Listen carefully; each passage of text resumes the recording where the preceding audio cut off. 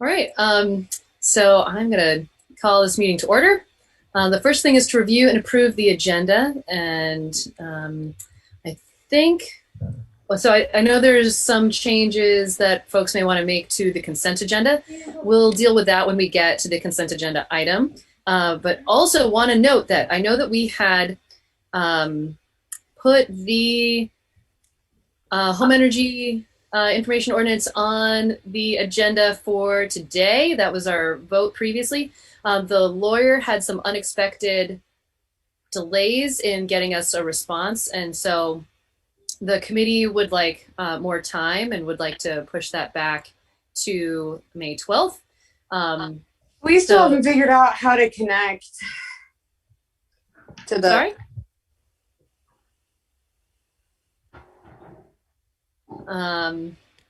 So the anyway, we'll talk more about that then, but if anyone can't make the 12th instead of tonight, or if you would just prefer to speak tonight rather than waiting for the 12th, that is okay too. We're not going to, someone has something they want to say about that, we're not going to deny them, but just want to know that the committee is more on target for preparing for a May 12th presentation. So that's just a heads up there. So we probably will still open a public hearing if folks want to. But again, the committee would like to put that off to the 12th. Any other changes to the agenda? Yes, Bill. Wondering if we could move items 10 and 11, the strategic plan update and the COVID reopening plan, ahead of the winter operations parking review. Cameron, the staffer who's presenting on all three of those things, is not feeling her best and would like to do them all together and then be able to sign off and sign out. Okay. So if that's possible, that would be great. Yeah, so the idea is effectively we'd move the winter operations until after. I guess that would have been an easier way to say that. Okay, fair enough. So after the summer meeting schedule, is that kind of where you're thinking? Just after the COVID plan. Okay, after the COVID plan. All right. So we would do home energy labeling, pool opening, strategic plan, COVID, and then back to winter operations. Okay, sounds good. All right, so any objection to that? No. Okay, great. Any other thoughts on changing the agenda? Yeah, Connor.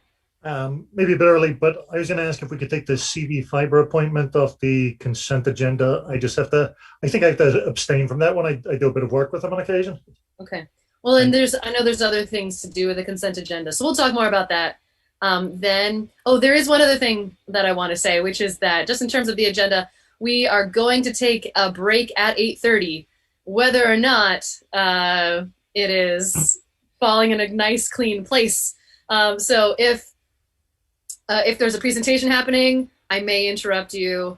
If there is public comment happening at that point, we'll probably wait till the person finishes, and then before we start the next person, we will take a pause on those comments so we can take a break at 8:30.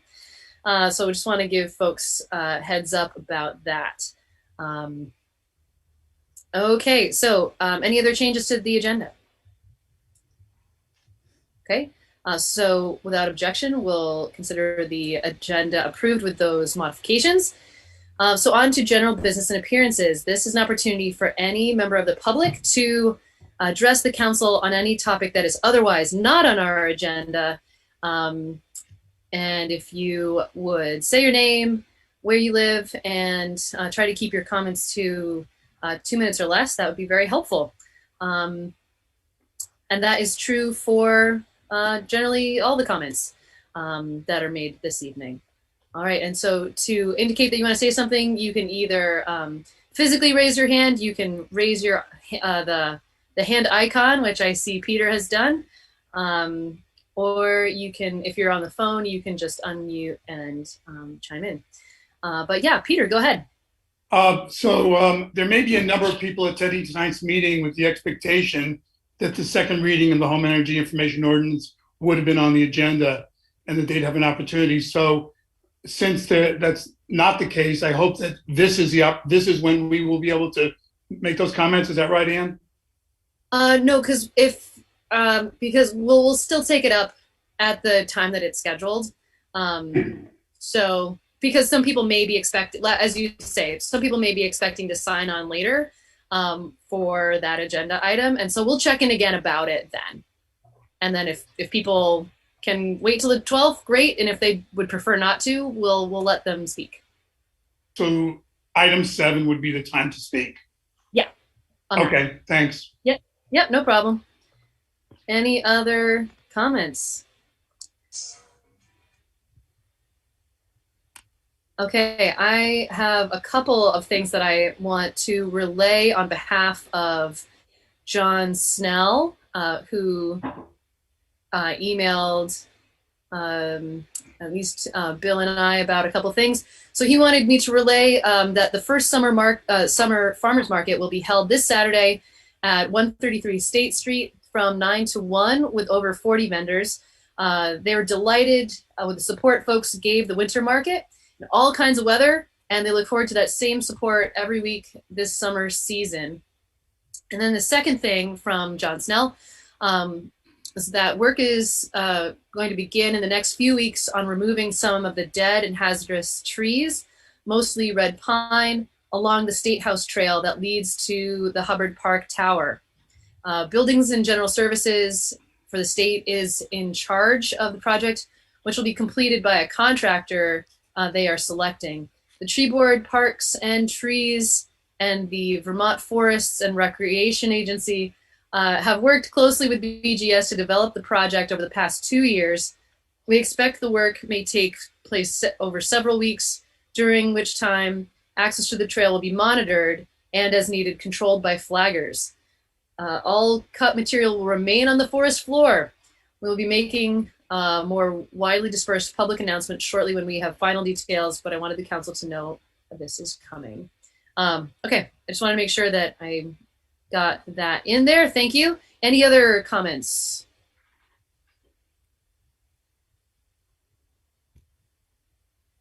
Okay. Great. So we are on to the consent agenda. Jack. I would ask that we take item F off the consent agenda for a fuller discussion. Okay. And Connor, we're also pulling, what is it? Oh, that was F. J. Is that right? Is that right, Connor? That was the one you wanted to. The CV fiber, that's J. J. Oh, it's J. Okay. Got you. Okay. And no minutes. And no minutes. So absent A, F, and J. Is there any other changes? Okay. So is there a motion for the consent agenda minus those pieces? Yes, Jack. I move the consent agenda as amended. Second. Got a motion and a second. Any further comments? Yes, Lauren. I just wanted to note, so there is a police supervisor's contract that we're approving. This is a transitional contract, just noting it because I know that police contracts have come up at the police review committee and at some of the public comment. So I think that is an issue that, you know, we've at least been discussing a little bit provisions of that, but my reading of this is it's transitional and those issues could still be part of the police review committee. So if people have issues, like, please bring it to that group, which again, at this point is meeting every Monday at 4, 4:30 or 5. So stay tuned on the city website and bring those comments there. Thank you. Thanks. Donna, and then I see you there, Konstantinos. Okay, you saw his hand. I wasn't sure you did. That's all I wanted to say. His hand was up. Thank you. Konstantinos. Hi, Konstantinos Tavaros, District 2. I just wanted to actually comment on that police contract. And I understand, Lauren, that the Police Review Commission is looking at it, but I feel like this is kind of urgent. I'm really concerned about one of the provisions in this contract, specifically Article 26, because I believe it actually places the police above the law and will block any form of meaningful change that will come out of the police commission. The language in Article 26, which isn't present in any other collective bargaining agreement the city has with any other groups of employees, states, and this is a direct quote from it, should any provisions of this agreement conflict with any city ordinance, this agreement shall prevail to the extent permitted by law. End quote there. Now, to me, that sounds like if the city council passed an ordinance, for example, establishing a civilian review process that would conflict with Article 6 or anything else, that the collective bargaining agreement would prevail.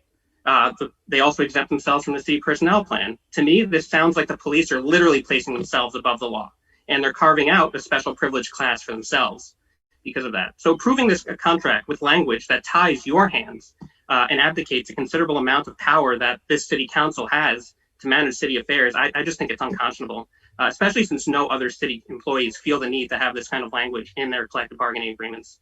I think this contract really needs to go back to the negotiating table to make sure that the city council actually continues to maintain its power and authority over the city management and employees. Thank you. So I'll just add that neither of those were changes that were made from the patrol union to this. That's language we've had for a long time in the police. With regard to exempting someone from the personnel plan, the way that actually works under law is that the items in the contract that are different than the personnel plan, the contract covers. If they're not covered in the contract, then it defaults to the personnel plan. Most of the contracts do have a severability clause. I'd have to take a look at the one. I don't have, well, actually I do have it in front of me, to see if that's different than the others that we have. Certainly, I don't believe anyone intends to be exempt from any ordinances. I think it's ordinances with regarding to personnel, but let me take a look at that one. And we can defer it, I think, too. It's not,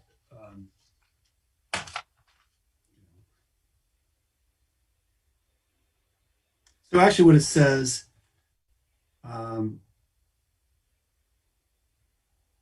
I see what you're saying. Yeah, I'll have to look at that. That is not a change, though. It's been in police contract forever. Doesn't make it right, but it's been there. Yeah, it's an interesting point there. What would folks like to do? Dan.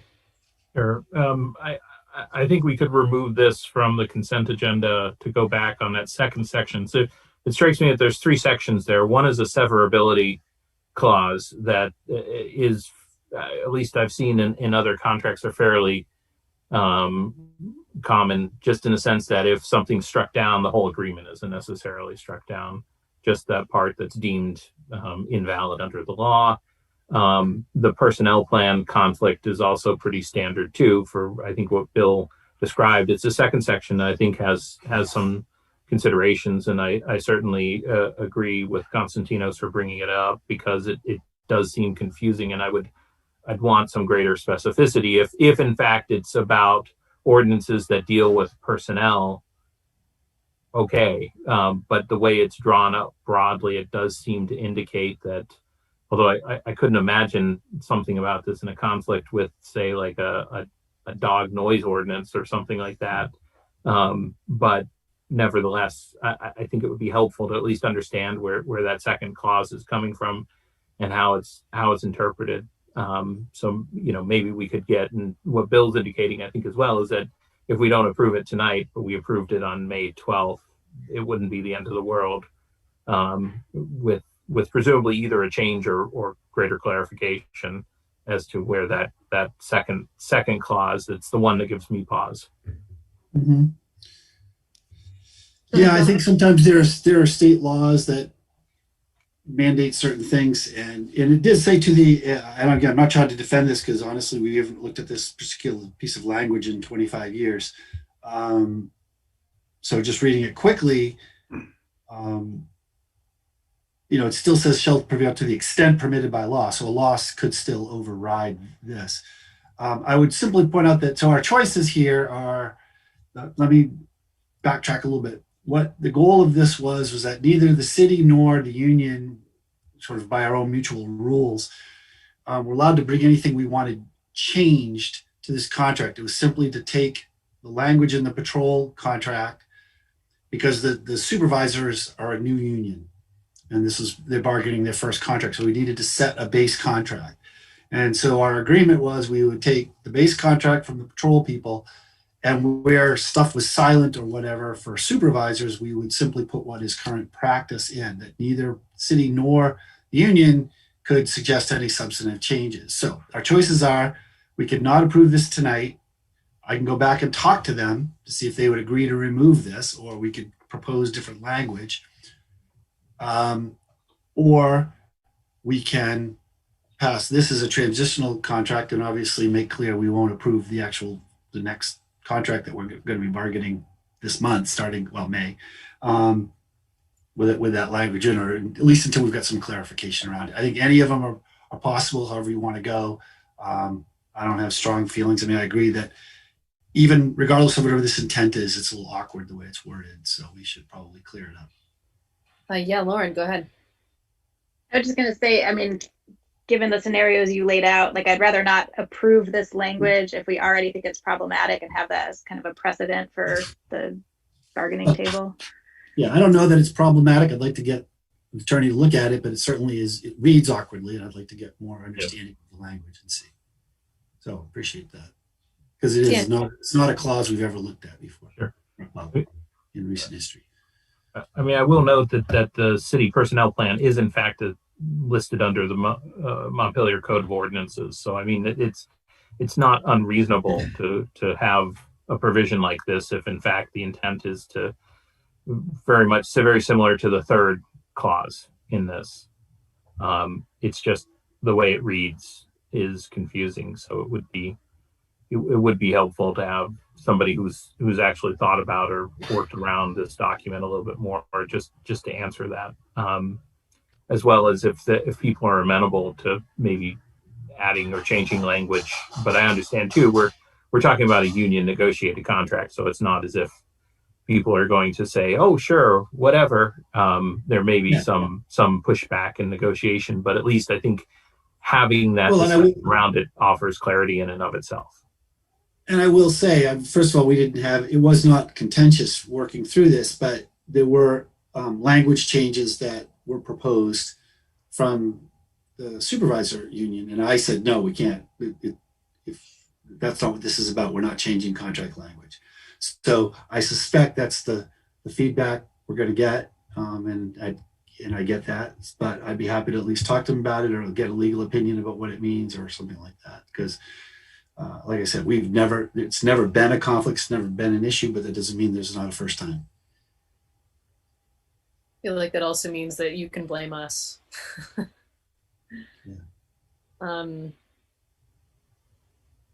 So one potential pathway forward is if someone wanted to make an amendment to the motion, since there is already a motion on the table that does not remove item C. Would anyone want to? Yeah. Oh, I'm sorry, Donna, you had your hand up earlier. I apologize. That's right. Yeah. I was just going to make a motion to, I guess you'll call an amendment, to remove C from the consent agenda. Any further discussion on that? Second. Okay. Further discussion? All in favor, please say aye. Aye. Aye. Aye. Okay, so we've removed C from the consent agenda. So now it is absent A, C, F, and J. All right, so bearing that in mind, any further discussion on the consent agenda in general now? What's left? Okay, seeing none, all in favor, please say aye. Aye. Aye. Aye. Okay, and opposed? Okay, so I think it would be good if we could take up some of those items just right now, just get them done. So I don't think we need to take up A again, right? Because there are no minutes to be discussed. The next one was F, conduit location in the city. Jack. Yes, thank you. I'm the issue on the agenda is approval of permits for consolidated communications to to place conduits under certain streets, and we can Dunpatrick, Sherwood, Murray Hill, or Cityside, and Westwood Drive, and we can expect more such proposals as their work proceeds. And it was brought up to me, and I think one or two other people, that there's a potential that other carriers may in the future want to provide service to addresses in the city, and may want to do that by means of cables under the street. And so the suggestion is that if we simply approve the permits the way they are now, that the next time someone wants to provide services, they would need to again open up the street and place their cables. And so the suggestion is to modify the permit to require them to install multi-port tubing under the roads, or use larger conduit with a pull tape in the conduit, so that if a future company wants to provide services, the new cables could be placed without additional excavation in the roads. And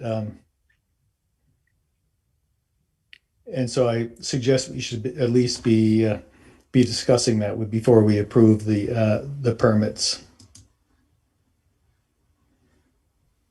Well, I guess I had not heard this suggestion before. I'd want to find out if we have the legal authority to require this, and what obligation Consolidated Communications would have to allow other people through there, since they're paying for the conduit. Would they have to, would they be allowed to charge other people for the use of it? And I just don't know. This is a new issue to me. But we certainly can research those things. I guess off the top of my head, I'd note that the locations that are being mentioned right now are kind of on the outskirts of the town. They're not probably in the high population area. I guess in the interest of allowing people to do work that they're planning to do, I'd urge you to approve these, but we could certainly come up with look at this issue and have a future policy or ordinance requirement that people know going in what's expected of them. That's without having given this a lot of thought. One separate question. So does, in this case, Consolidated Communications, do they also pay to dig up the road and to patch it up? Yes. Oh, here we go. We got someone wants to talk. Hi, good evening. Sorry to interrupt you like that. I'm with Consolidated Communications. My name's Gary O'Clair. I can speak to some of that tonight. I thought I joined this to try to clear up any misconceptions about this. That very thing that you're talking about already exists. We do license conduits and pathways within the city where we do have extra facilities already. That's available to people that are out there that want to do this. Where we're talking today is residential neighborhoods. We're talking about bringing in a fairly small conduit that's going to overlay over our existing copper cable and network. What we're going to put in the ground would not allow for someone else to come in there. It's a fairly small size. And to go to something bigger would be much more expensive and probably not something we're looking to do for the residential areas. But the very thing you're talking about for the inner city, for the downtown areas where we have conduit systems already in existence, that ability to license conduits and pathways from us already does exist to this day. And in fact, I'm sure there's probably already people, third parties we refer to them as, that are already doing that today. Thank you. Any further thoughts on this? What do you think, Jack? Or Dan? Yeah, go ahead, Dan. Oh, sorry. I just had a question. And for the Consolidated, is this treated? Is adding something through a conduit treated like a pole attachment? where there has to be essentially a license and agreement that's formed between you and the person who passes through the conduit. Yes, that's correct. There is a license agreement that we have through them. They do pay a fee to occupy our space. Correct. Okay. Yeah, it's very much like a license agreement for a pole. Thanks. And it's so presumably set by tariff and subject to those requirements that PUC oversees. Yeah, that's a bit out of my purview, but I will tell you, I think those are fixed rates. I don't think I think those are set by the commission, to be honest with you. Right. I know they are for pole attachments. There's a specific rate for 1 foot, 2 foot, and there's all kinds of issues around whether something's a 1 foot or 2 foot attachment. But I just want to understand that it's basically that regimen that's then adopted for putting a wire through a conduit. Yeah, that is correct. Yep. Okay, thanks. And I'll just add to this, in case the community doesn't know what we're doing. We are expanding our network to do a fiber optic network to rural communities. This is going on all over Maine, New Hampshire, and Vermont. So it's to bring high-speed fiber to underserved areas like this. And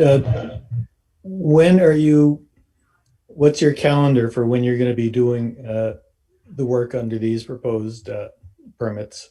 If it wasn't for the permit holdup, we'd already be underway, quite frankly. We're looking and anxious to get going with this and move on, but Montpelier was one of our first locations we were looking to do. Okay, thanks. Yeah. Yeah, I liked the suggestion of, if we're going to change any of the requirements, that we put it on as a separate item rather than sort of changing it in the middle. I don't know. What do you think about that, Jack? Well, I thought there might be at least one member of the public who would want to comment. I don't see him here. I think I think it is reasonable to say, well, that we would go ahead and authorize this, but also study whether there should be a policy for future permit applications. Dan. And I would support approving the permit. And, one of the things to keep in mind, and really the thrust of my questions are that there's already a regimen in place for how conduits are to be shared that's controlled at the state level. Just as every pole that comes, so this is the equivalent of the underground version of all the poles that we see on the street. And just as every pole owner is obligated to share the pole, you can't own a pole and say, well, I'm not putting up your fiber on this. These underground conduits have the same obligations. And so it strikes me that the difference here is that we're not necessarily talking about a conduit, but laying a particular type of fiber where a conduit hasn't existed. And so it's a different thing altogether. And we can certainly study, and I'm not advocating we don't look into this closer.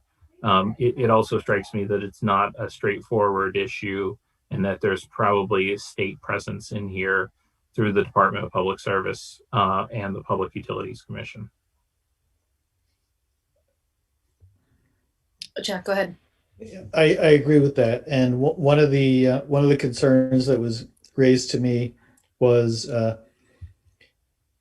we're constantly having people legitimately raise concerns about the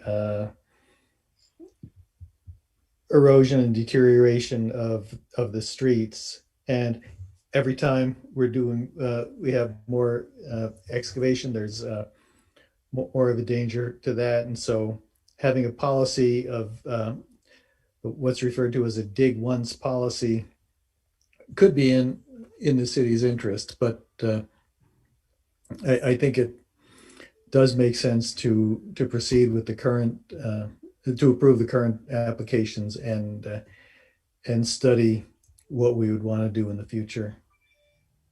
I think that it's my impression from seeing what's gone on around the city that Consolidated is mostly installing their fiber on poles, and it's because most of the city, the outside plant isn't buried, and it's probably only where there's where the outside plant for other services is buried that you're doing the conduits. Is that right?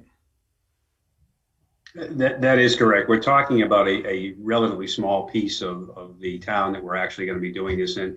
In fact, I would say probably half of what we're looking to do in the buried areas is going to come under private property. A lot of condos and things like that that are on private roads and things. So, but the vast majority, you are correct, is going to be aerial feeds everywhere. So this is, I don't want to speak for certain, but I think we were talking roughly 30,000 feet of conduit was the what we were looking to place up there, and I think a lot of that fell onto private property. Having heard that, I move to approve the permits. Well, second. Sorry, I was muted. So having seeing that there's a motion in a second, Peter, yes, go ahead. I just want to just quickly say that I think, of course, you should go ahead and approve this, but I think Jack got a very good point. I think you really need to explore a dig once policy going forward, because the problem with this kind of cable is that it is it's too small to allow another cable to go through it. And even though this may affect a very small number of neighborhoods, people live in those neighborhoods. And I've lived in neighborhoods that get torn up again and again and again and again and again. Like in New York City, sometimes it's dig 15 times. So a dig once policy, I think, would be a very, very good thing to look into. Thank you. Yeah, thank you. Corey. Yeah, just to add to Jack's comment, when we do a reconstruction project or anything where we're undergrounding electricity or communications, we do get in the habit of placing spare conduits to help alleviate multiple digs. That's great. Thank you. Just feel like it's worth further conversation. But there's any further comments on this? Okay, so there's a motion and a second. So all in favor, please say aye. Aye. Aye. Aye. Okay, and opposed. Okay, so item, I've just lost it. Item F passes. So now we are on to item J. And for this, Connor, you just wanted to recuse yourself, is that right? Yeah, I apologize. You probably need to do a roll call since it's on Zoom, right? That's okay. Is there a motion regarding item J? I'll make the motion. Okay. And I assume one of those other hands was a second? Yep. Okay, Second. great. Motion in a second. Any further discussion? Okay, all in favor, please say aye. Aye. Aye. Okay, and opposed and abstaining, I suppose. Yeah, okay. I'm not sure if that's the right. I guess if you're recused, okay, yeah. So we're going to go through the roll. So I'm going to go through you as. I don't know if you have to, since there were no dissenting votes. Okay. Yeah. Okay, I support that. That seems that seems good. So great, Donna. Was that a hand? It was. I just want to thank Ken Jones for his service and his dedication to CV Fiber. I've interfaced with him for the Public Safety Authority, and he's a wonderful resource, and just thank him. Yeah, I agree. Thank you, Ken. Yeah, Connor. And let me just echo that. And my abstention is nothing against Ken, quite the opposite. He's fantastic. And the board we have with CV Fiber is doing some really innovative stuff. So I think you're going to see big things in the next year or two from them and a lot more options. Anyone else? Okay. All right. So I think we are now ready to move on to item 6, which is the E911 road naming policy. This is the second reading for this. Yes, Bill. What do you want to do with that police contract? Oh, I forgot the police contract. What do you want to do with the police contract, team? Jack. I move that we lay it on the table for next meeting. Second. Okay, there's a motion and a second. Dan, I saw you had a hand. Sure. I guess, specify that it would be tabled until May 12th, that date specific, which And is our next that meeting.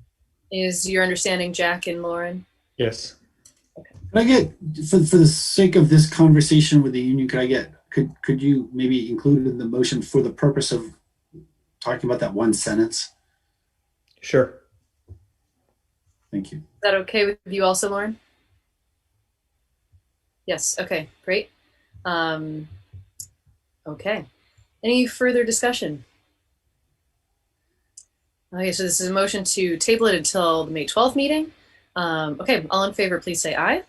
Aye. Hi. Okay, and opposed. Okay, thank you. And thank you, Konstantinos, for bringing this to our attention.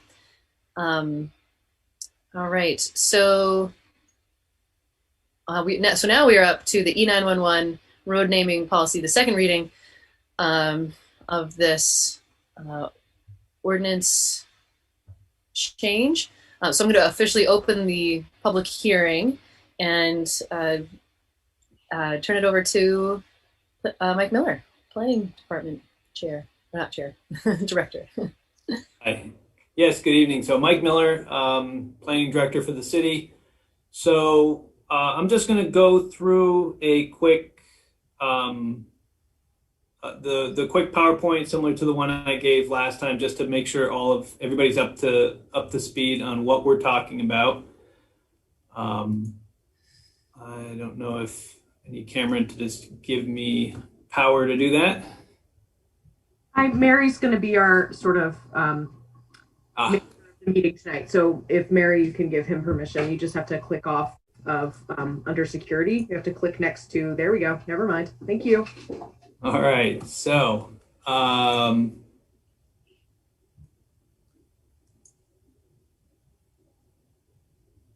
there we go. So again, this is the second reading of the street naming and numbering and building numbering ordinance.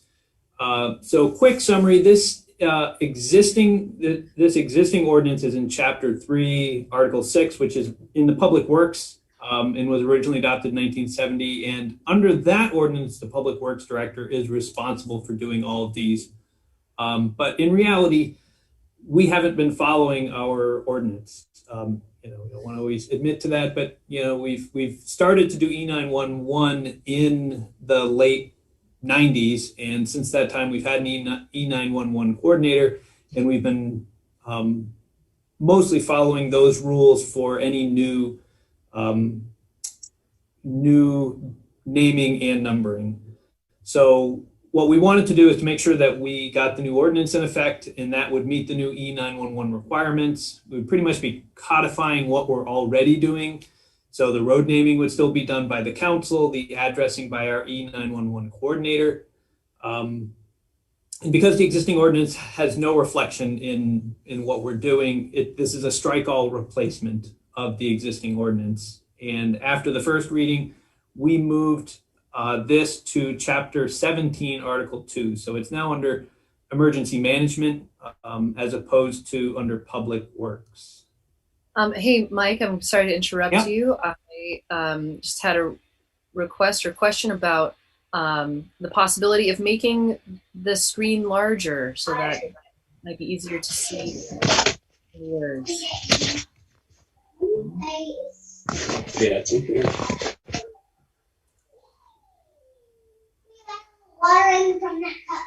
I had this. Can you get so you're not showing the next slide? Oh, does it show two slides at once? It does, yeah. Well, it wasn't on my screen, so let's see what happens. If you go to slideshow start, you should be able to go.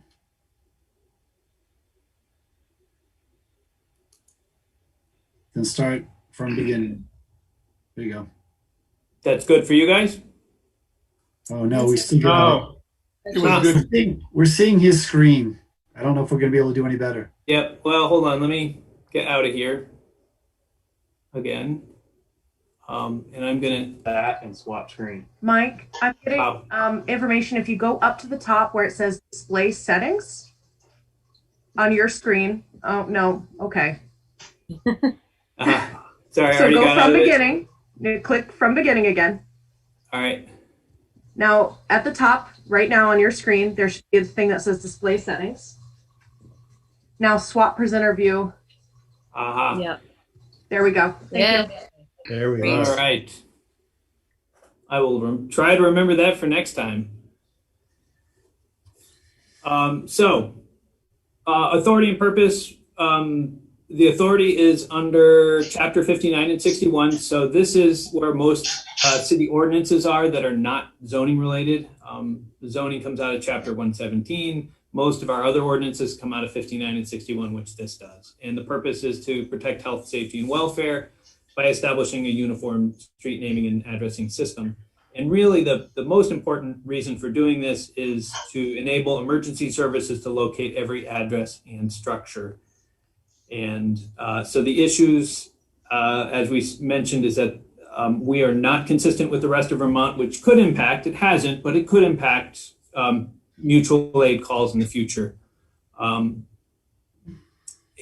the big reason right now for us is that we've run out of numbers, that our current numbering system doesn't allow for a sufficient number, a sufficient set of numbers. So therefore roads can run out of numbers. Of course, you're not running out on the end, you're running out of numbers in the middle. So every structure needs to have a number. So if you have a 39, 41, and 43 Berry Street, and you have a building in between them, you have no number for them. And that is exactly what has happened on Hubbard Street, Berry Street, and Cumming Street, is that we have too many buildings and not enough numbers for them. So in the ordinance that you have, you'll notice that section 203 has the rules for street names, 204 for building numbering, which is addressing. We will be keeping our existing system of odd numbers on the right and even numbers on the left.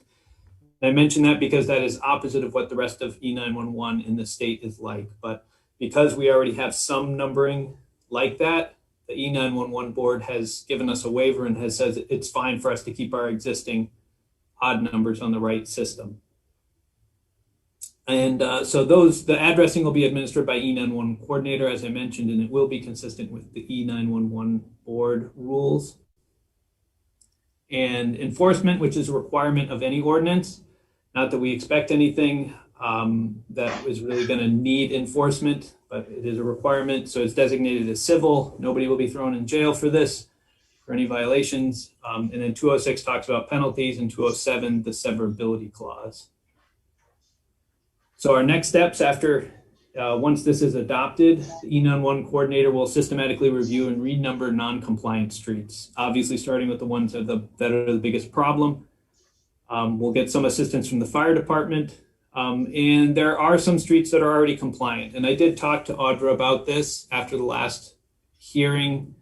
And there are a number of streets, I don't want anyone to get their hopes up, that they're one of the ones that address won't be changed on, but there are more than just these three. A lot of them in the more rural areas have been renumbered. So your North Street, your Gould Hill, Murray, the roads that are off of Town Hill, many of them have been renumbered. So, but a lot of the ones in the core downtown have not. And usually you can tell pretty quick if you're number 10 and your neighbor is 12 and the next neighbor is 14 and the next neighbor is 16, chances are good you're going to be on the list to get renumbered, because we have no way of numbering any other buildings on a street like that. Our plan is to do the downtown core last. That may take years before we get there, and that's just due to the impact it'll have on businesses. We will kind of tackle that area at the end. Road naming will continue to be with the city council with input from the E911 state coordinator. And that's because the state coordinator will look at and approve names based on surrounding towns as well. Our post office covers multiple towns, so we have to have unique road names, not only for Montpelier, but as they expand into these other towns. and we will rename some streets as well as we're moving along. And I think I pointed out last time that we have a school street and a school lab and a Scribner Street and a Scribner Place. So there may be some others that I don't know about. And that was it. So what you do have in your packet was the strikeout copy didn't look like it came out quite right when I was printing out copies for tonight. So I can go over. Dan Richardson provided some comments, which your clean draft does reflect those changes, and I can go over what those were, but they were relatively straightforward strikeout changes. Okay, first off, any comments on this from council? Okay, any comments on this from the public? You can raise a hand. Oh, Peter, go ahead. I didn't expect to encounter this, but I've got two questions related to this is Peter Kelman. I live on Mountain View Street or Mountain View Street. How will the coordinator look at names of streets where the post office has it one way and the town has it another, or the street, or at least the street signs are another? I don't know what to tell people, whether it's Mountain View or Mountain View. And there are internet forms that I've had to fill out, like tax forms, that don't accept it. I can't remember now which one. They won't accept it one way. It's in their system as no, not a legitimate address. So that's one question. How will that be handled? Will you be working with the post office? Will you be or whatever the entities are that establish this is a legitimate address? And the second question I have is, with more and more ADUs, additional dwelling units, and duplexing, and for example, we converted an in-law apartment into a rental unit, and suddenly our house has to become apartment one, our whole house, and then the rental apartment becomes apartment two. I don't live in an apartment. I live in a home. Is there some way to be more flexible about the way these numbers are going to be assigned? So we follow. So the first question on the road name. So there will be an official road name, and Audra would have to look up what is in the E911 directory for that road. If it needs to change, that's something that would have to go to City Council. So we don't have any plans to go through and review them to that extent. But if somebody brings up a concern like yours, we can certainly review it and make an official determination, because whatever's in the E911 directory is what emergency services is using. And if the street sign is wrong, we can always go through and work with Donna and the folks at Public Works to print out a new sign and replace it if the sign is incorrectly spelled or incorrectly organized. And Mike, just to clarify, the E911 is lined up with the post office, is that right? Yes, it should be, because when we make a change on E911, one of the mandatory ones we're supposed to send to is to the post office, a notification. Okay, and the second question? The second one is a common complaint, but it is the E911 rules. So as we add in additional units into a structure, now if the ADU is a separate building, and this is where we end up with problems on a number of streets, that number 20, 22, 24, 26, is somebody puts a tiny house in the backyard, that needs a new number and there's no number for it. But if it's a separate structure, it will get a separate number. If it is within the same structure, then you have, it's either, I believe, an apartment 1 and 2 or a unit 1 and 2. And I know in cases where people live in one and rent the other one out, they don't like the connotation of being in an apartment or a separate unit. But the way E911 works is they're coming to a structure and it's a multi-unit structure, and that's the way the numbering system works. Okay. Thank you. Any other comments on this? And you can unmute yourself, or you can physically raise your hand, or you can use the raise hand icon. Donna, go ahead. Hey, I just have a question for Mike. So this means a lot of address changing as you go along. Do you have an idea as to the timing, like how long it'll take to do all these sections?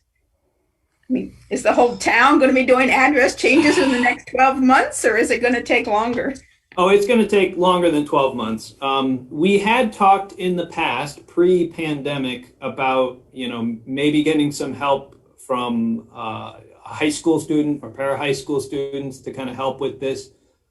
I think a lot of it is going to come down to, Audra wears many hats. She is one of our employees that has a lot of hats to wear. And so this is one of those activities that works in whilst, when she has windows of time, in the fall or in the winter to really work on these things. It's probably not something that we're going to be able to just jump right in and jump on. So it's going to fit into her other work that she's working on. And we're going to try to get, as we said, the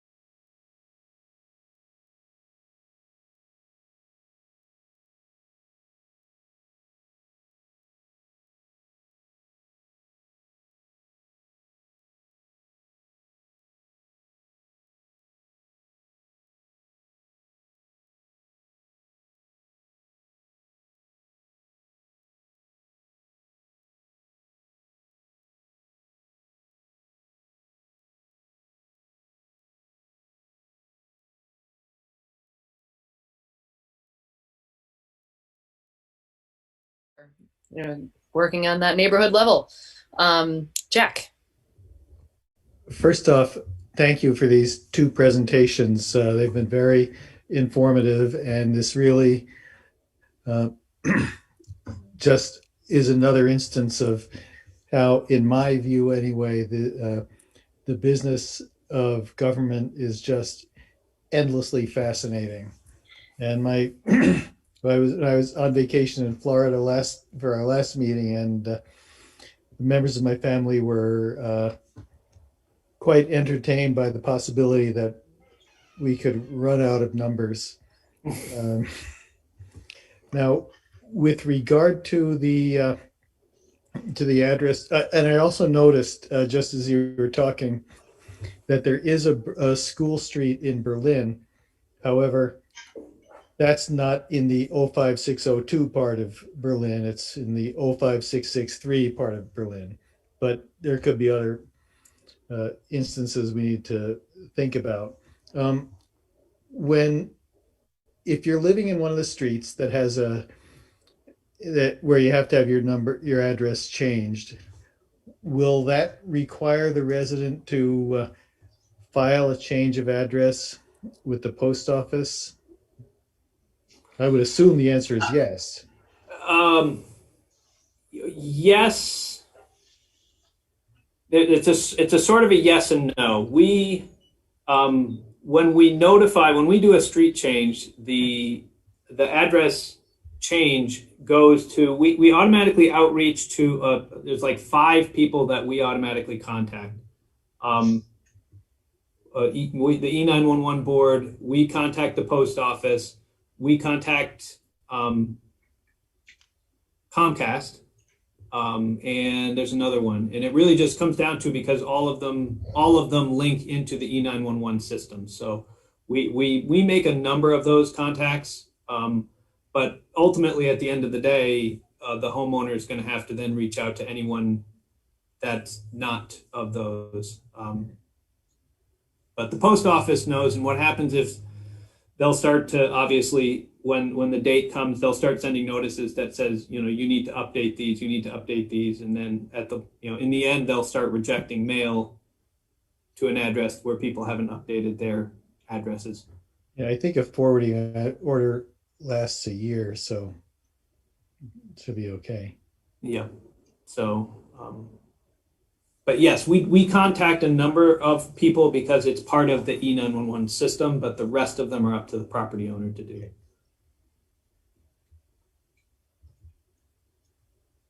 Jay, go ahead.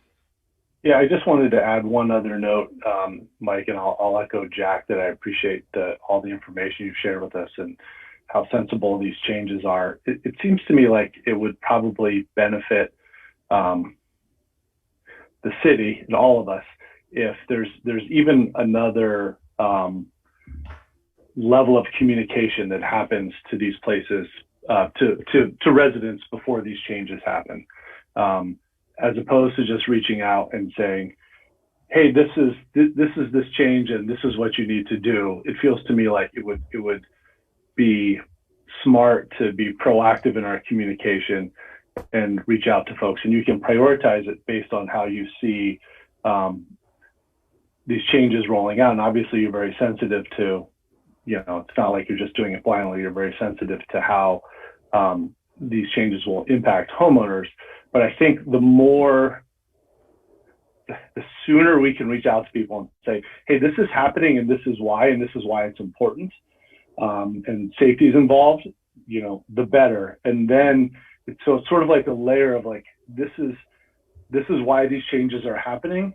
And then letting folks know that we'll be in touch when the changes start to happen, not just having the first point of contact from the city be, these are the changes that are happening. I think just so people come into this process understanding the why, not just the process, I think is going to be really important. It's going to be disruptive. Just the logistical things that we're talking about here are going to be disruptive for people. So the sooner we can reach out and just engage with folks about the importance of these changes, I think is going to have a lot of benefit. So I appreciate that that's, another, layer of work, but I think taking the long view here, it will it will just make the process of the transition a lot easier for our residents. So thanks.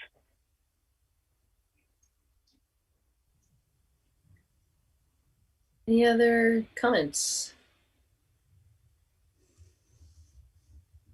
Connor, go ahead. I was going to make a motion, but I think Peter just raised his hand. So I just want to just quickly say that Mayor Watson's idea about using the CAN groups, I think, is a very good one, Mike. In line with what Jay was just suggesting, I'm a CAN coordinator, and it would be a great thing for me to be able to go around the neighborhood and to talk to them about it. I think it'd be that's the kind of thing that CAN can help the neighborhood, and this having something like this gives CAN a reason to show the neighborhood of its importance. Thanks. Thank you. Connor. All right. And I definitely agree with that, Peter. I think they'd be excited to do that, though. So I guess I'd move to accept the draft E911 ordinance as presented tonight.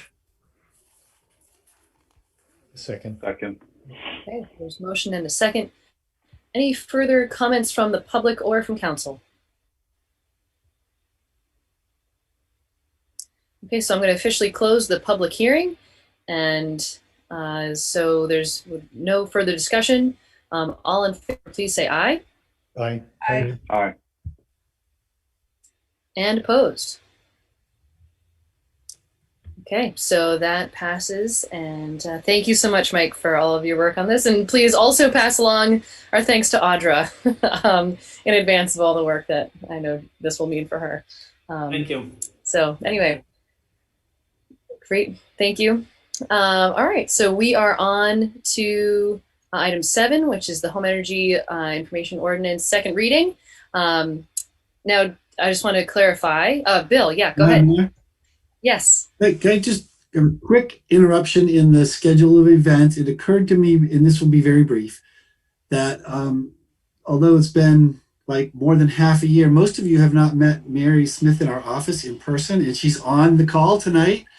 So I thought I would actually introduce her to most of you, since we've been in quarantine ever since she started with us, but she's helping us out with some of this stuff. She's actually she's doing some of the Zoom admin work that Cameron normally does, but because Cameron wants to go to sleep, Mary's pinch hitting. So thank you, Mary. It's been awesome having her with us. She's great. So this is the person behind your emails. Thanks, Bill. Hi, everybody. And it's nice to put faces to all of your names, and happy to be here. Great. That was all. Thank you, Mary. Thank you, Mary, for being here, and it's good to see you. And also put a face to the name, though I know we've met, but just for everybody's sake. Yeah, that was great. It, as you were. Okay, fair enough. Thank you. All right, so going into item 7 here, I pointed this out at the beginning of the meeting, but I want to reiterate it now.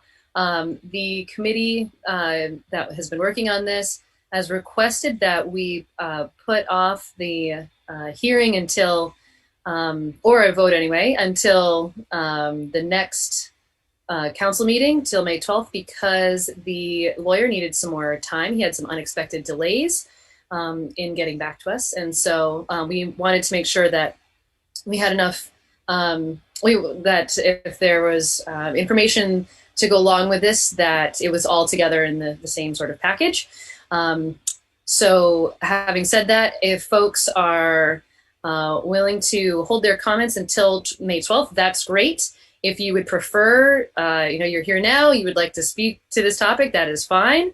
Or if for some reason you can't make the 12th and now works, that is all right. So we'll still open the public hearing in case that is true for anyone, but just know that the committee will not be making a presentation tonight on this topic. Hopefully that is clear. If you would like to make a comment on this, that is fine. You can either physically wave, you can use the raise hand icon, or if you are on a phone, you can just unmute yourself and let us know that you want to say something. Again, just if you would say your name, where you live, and try to keep your comments to about 2 minutes if you can. I think that is it. Is there anyone who would like to make a comment at this time?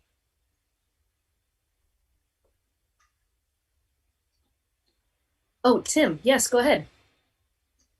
And then thanks, Ann. Just quick question. So if you're moving to May 12th, is that the second hearing and the vote? Well, so one could consider that the third hearing potentially. If we're so if I'm opening, I don't think I did this prior to your comment, Tim. So I'm going to officially open this as a public hearing. So that would make that the third public hearing and potentially a vote. Okay. Just doesn't feel like it gives a lot of time for conversation between a public hearing and a vote if you're doing it all in the same meeting. So you can certainly have comments now. This is also pretty normal as a process for us, just like we did with the previous item, where we had a second reading, the second presentation, and a vote. Okay. I guess quickly, it just seems like the last meeting that I attended, which I think was the last one, but I'm not sure if you've had other meetings since, because this whole Zoom thing's a bear to keep track of. It seemed like the city really wasn't ready to implement this and felt like it was being rushed into. There was no staffing allowance set up. You really hadn't allocated how it was going to be handled. The algorithm that people are using Everyone I know that's gone in and tried it has come out and just said, this thing doesn't work. It just feels like it's not ready to go. And if in fact we're really doing this as a political ploy to get something going at a different level at the state level, it's just not good public policy for Montpelier, for our voters. I don't think it's the right thing to be doing right now. So I have a lot of concerns about it. And I know you're not opening for a lot of comments, so I'll try to end with that and keep it brief. But I really feel like we shouldn't be enacting this ordinance this time. Okay, thank you. Susan.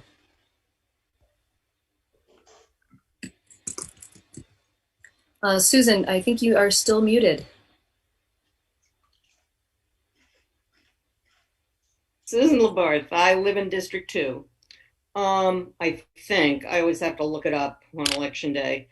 I would like to second Tim's remarks strongly. I don't think it's ready for prime time. I have several concerns. I'll keep it brief, and I'd like to say more at the next meeting when there's the opportunity to hear the presentation. I did listen to the presentation the last time. Just to be brief, my four concerns concern, first of all, and my first reaction was, God, no, was with regard to the executor of my estate, because I'm not planning to go anywhere or sell my house, but for my son to have to dredge up the information necessary to do this accurately, I think would be a nightmare. Admitting that my file system, if a little random, if not chaotic, would be a challenge. And because of some of the features of my house, I don't think that the kind of standard one would not be accurate. So that's that. My second concern is the presentation, I thought, gave us a lot of vague promises about how this was going to affect, I don't know, CO2 emissions or whatever it is, the global environmental situation in the city. And beyond that, how easy it is, how accurate it is, all that kind of thing, what it really tells you. I don't want these global kinds of statements about how wonderful it is. I want to hear some studies with data and p-values and demonstration of validity, reproducibility, and so forth. No, not these vague promises about how wonderful it's going to be. Please, let's have some data. And what was the size of the study, and so forth and so on, so we can have some way to judge whether this is even workable. The third thing is, I tried to go to the site to put my house in to see how it worked and what was exactly involved, and kind of judge my concern for my executor when the time comes. And I couldn't get access to it. I tried different, what do you call it? Firefox and Safari and so forth, and it's not the search engine that I'm using, it's the site. Keep getting error messages. Sorry, something bad happened. We're aware, we're working on it. Oh yeah, fine. And that's going to happen when I'm planning to list tomorrow. I mean, be serious. And then I think number 4, we haven't really heard what's behind the algorithm, or what's in it. How does the algorithm work? I'd like to hear more details about that. So that's the gist of what I have to say, and I may come up with more details, but I'd like to hear the next presentation first, and I do not think it's ready for a vote. Thank you. Night. Thank you. Ben Huffman, go ahead. Thanks. Thank you. And I want to just say on a personal note that I'm not somebody who has to chime in on every issue that the council deals with. But aside from the climate calamity and the relation this proposal has to that, what has captured my interest is the fact that I've spent a career doing lots of data analyses that are related to developing policy. And frankly, the inadequacies in this proposal have just been driving me nuts. And I just want to say that as whoever is working on this over the next couple of weeks or so further, that I hope that there will be some really careful attention given to what the last speaker just referenced in terms of the algorithm and what the main point of the profile, as I see it, which is the rating, the single number that encompasses all forms of energy used in a home. And in my opinion, that is just not a credible piece of information. I think that as people begin to use the profile as it now stands, they're going to, first of all, as I did, that filling out the required pieces of information the way that one has to do it does not give me a sense of confidence about how my home would be characterized in the profile, which then in turn leads to questioning, however the algorithm is working, its credibility given that set of data that's going into it. But more to the point about the algorithm is the fact that it's the proprietary and therefore there's absolutely no documentation offered, as Susan just mentioned, as to the assumptions, the data that's other than what's provided by homeowners or any of the calculations. And so it's really impossible to, I think, even understand what it's purporting. And for the city to adopt use the profile as it stands, I believe would be irresponsible. But beyond that, given that we don't know how the algorithm is determining the information that it purports, I think the algorithm or the rating on its face is illogical in that it brings together two sets of data that are apples and oranges.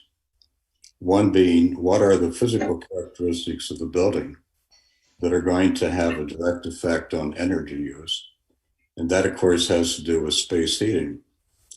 But except for any use of electricity and heating, all of the electrical uses that are involved in that totality have nothing to do with the physical characteristics of the building. Yet the purpose of this whole thing is to give a potential buyer information about what is this house going to impose on me as a homeowner as to the energy that I use. And all of that electricity used for appliances, for devices, etc., is irrelevant. And so I think what's going to happen if this profile is put into place and actually used as it's been presented so far, that it's going to quickly become realized and recognized among people relating to real estate transactions as something that's essentially meaningless, but a necessary annoyance that you have to tolerate in order to sell your house. And that obviously would not be a desirable outcome. So I just hope that some serious attention will be given to that. Thank you. Great, thank you. Others?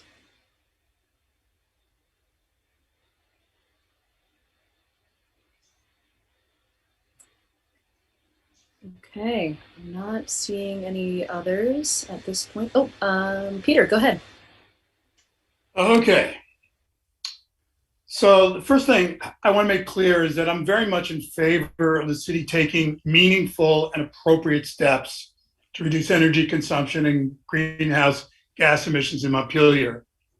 And also that I recognize that home energy use is a major contributor to global warming, although importantly, I would observe that there are other major contributors on which municipalities can also focus: motor vehicles and commercial and municipal buildings, facilities, equipment, and activities. However, as well-intended as this ordinance certainly is, its provisions, even if carried out flawlessly, will do very little to help Montpelier attain its net zero energy goals. And I don't think it is appropriate for a municipality to use or attempt to justify such an ordinance as providing consumer protections that in fact already are available to prospective home buyers. Furthermore, and this is my main concern, this ordinance stands a very good chance of causing harm to some of the city's more vulnerable individuals and groups, particularly senior homeowners. And finally, as currently written and conceived, the ordinance contains a number of significant flaws in its wording, design, implementation plan, and the overall planning process that got it here, this mysterious committee, the Energy Advisory Committee, all of which makes it unlikely to succeed either for the city or as a model for other municipalities, which has been suggested by some of its proponents. I just want to briefly identify some of the major areas of concern that don't seem yet to have been addressed by proponents of the ordinance. Councilmember Richardson has posed a number of questions regarding liability and other legal issues, as well as implementation and technical challenges, yet few of these questions appear to have been addressed, at least in the currently revised draft. And the point that was made earlier, if the first time we see a further revision is in 2 weeks from now, and you guys are going to vote on it immediately, that just seems like not the right way to do it, even if it has been the way that some more routine ordinances go ahead. Ben has raised a number of truly troubling technical concerns about the proprietary algorithm-driven VHEP that's required by this ordinance, which unless and until it goes through absolutely necessary beta field and stress testing would not be ready for responsible implementation. I spent 15 years as a software publisher and developer.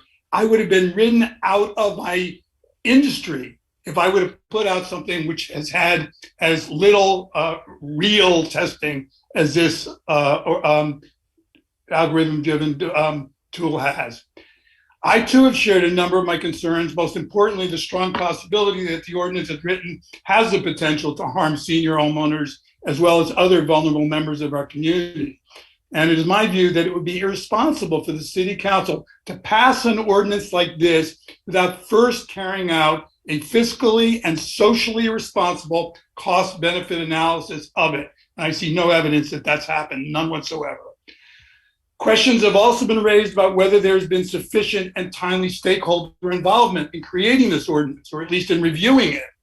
The presentation slides referenced only a couple of meetings with real estate professionals and a sparsely attended late August public hearing over Zoom. Hardly the, quote, robust and inclusive stakeholder process promised in the May 9th revised proposal for this ordinance submitted to the legislature. Also, the entire consumer protection rationale put forth by proponents, including clever but deceptive analogies to vehicle mileage labeling, appears to be a solution in search of a problem. The arguments offered, the assertions made, the claims of studies supporting the consumer protection benefits are all almost totally without merit, and I would be glad to provide in detail why that's so. Don't have time now. Moreover, some of the proponents' more dubious assertions do not appear to have been checked with knowledgeable real estate professionals, financing institutions, or even the city's own assessor. Finally, let's consider the mandatory nature of this ordinance. Problem, backlash. Mandates regarding personal choice, particularly ones that could have significant financial costs. I'm not talking about costs of getting something filled out. I'm talking about costs in terms of how much your house is going to sell for. Fly in the face of attitudes held by many Vermonters, left, right, and center. Already, this proposed mandate has provoked ugly attacks on the mayor, referring to her as, quote, the self-appointed energy czar, which I don't believe for a moment. The false comparisons that have been used by proponents. Rather than objectively considering the pros and cons of a mandate, some proponents have dismissed objections to it out of hand with patently misleading comparisons to national seatbelt laws. Again, I could show you chapter and verse about why that is not an apt comparison. And then unsupported claims. And this is the previous speaker who was talking about the statistical requirements of a study. Proponents have defended the mandatory nature of this ordinance by claiming without citations, quote, we've seen from decades of evidence of voluntary climate measures, they do not work. Now, while it may be true that voluntary efforts by themselves are insufficient for the climate emergency we're facing, they have certainly already played an important role in reducing greenhouse gas emissions across the country. How else explain the myriad homeowners who've installed expensive solar panels on their roofs, paid for energy audits, blown in insulation, installed energy efficient windows, bought heat pump hot water systems, et cetera, et cetera, et cetera? Evidently, financial incentives and good intentions do work, at least for those who can afford to make such energy improvements. And there's the rub. This mandate will fall heavily on those who cannot afford to make such improvements. So now we have 2 weeks till scheduled second reading, third public hearing of this ordinance. I sincerely hope that the City Council and its Energy Advisory Committee will use that time to reconsider the wisdom of moving forward with this ordinance without being certain that the many, many concerns being raised have been truly and impartially addressed. And I emphasize impartially. My own recommendation would be that this particular home energy labeling ordinance be withdrawn from consideration, that its consumer protection goals be left to more appropriate state and federal bodies, and that the City Council pursue its laudable energy goals for Montpelier in more promising and equitable ways, perhaps including some ideas that I and others have proposed. Thank you. Thank you, Peter. Other comments?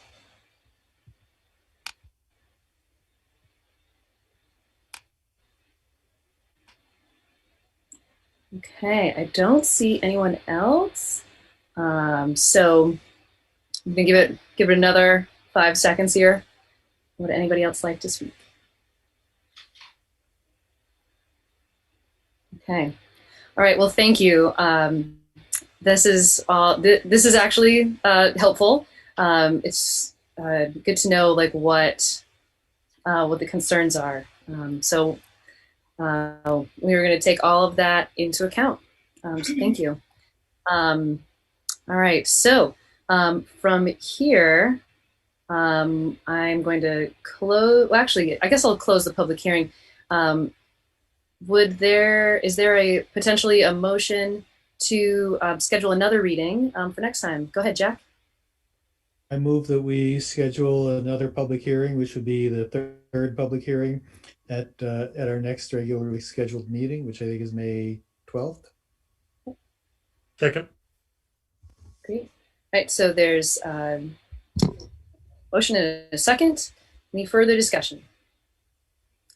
Okay, all in favor, please say aye. Oh, sorry, hang on. Peter, did you have anything else you want to say? I have a question. Okay, go ahead. Jack, do you intend to say that the vote will occur in the same meeting as was originally proposed? Or would you entertain an amendment that has been suggested by some other comments here, that a pause be taken between a public reading of a revised version, which hopefully will get a red line version of before the meeting, but still, that's not enough. I mean, having a vote immediately after a second reading strikes me and others as really rushing something, a very high stakes ordinance, very high stakes. Madam Mayor, would you like me to respond? Sure. You can if you'd like. Thank you. Given that this is more than a year in the making, I don't believe that this has been rushed. On the other hand, I also am confident that if there's a significant degree of public comment at our next meeting that says people haven't had a chance to adequately absorb and understand the proposal, that people need more time with it, I would not anticipate the members of this council rushing to vote while people seriously think that more time is needed to debate it. Donna, go ahead. Likewise, adding to Jack's comment, I don't think it's appropriate. Whenever we have hearings, first, second, we may decide on a third. I think it's more appropriate for the council to decide at each hearing whether we need more and not to try to sub-guess us ahead of time. So you may be right, Peter. We may be total agreement when we hear the revisions and need more time, but I think it's up to the council to decide at that time and not make an advanced decision today. And I would agree that there's precedent for us taking, so we usually don't schedule the vote together with the public hearing. If we think it's appropriate to take a vote, then we usually do. But sometimes when we feel that that is not appropriate, then we schedule another hearing. That has been our process in the past.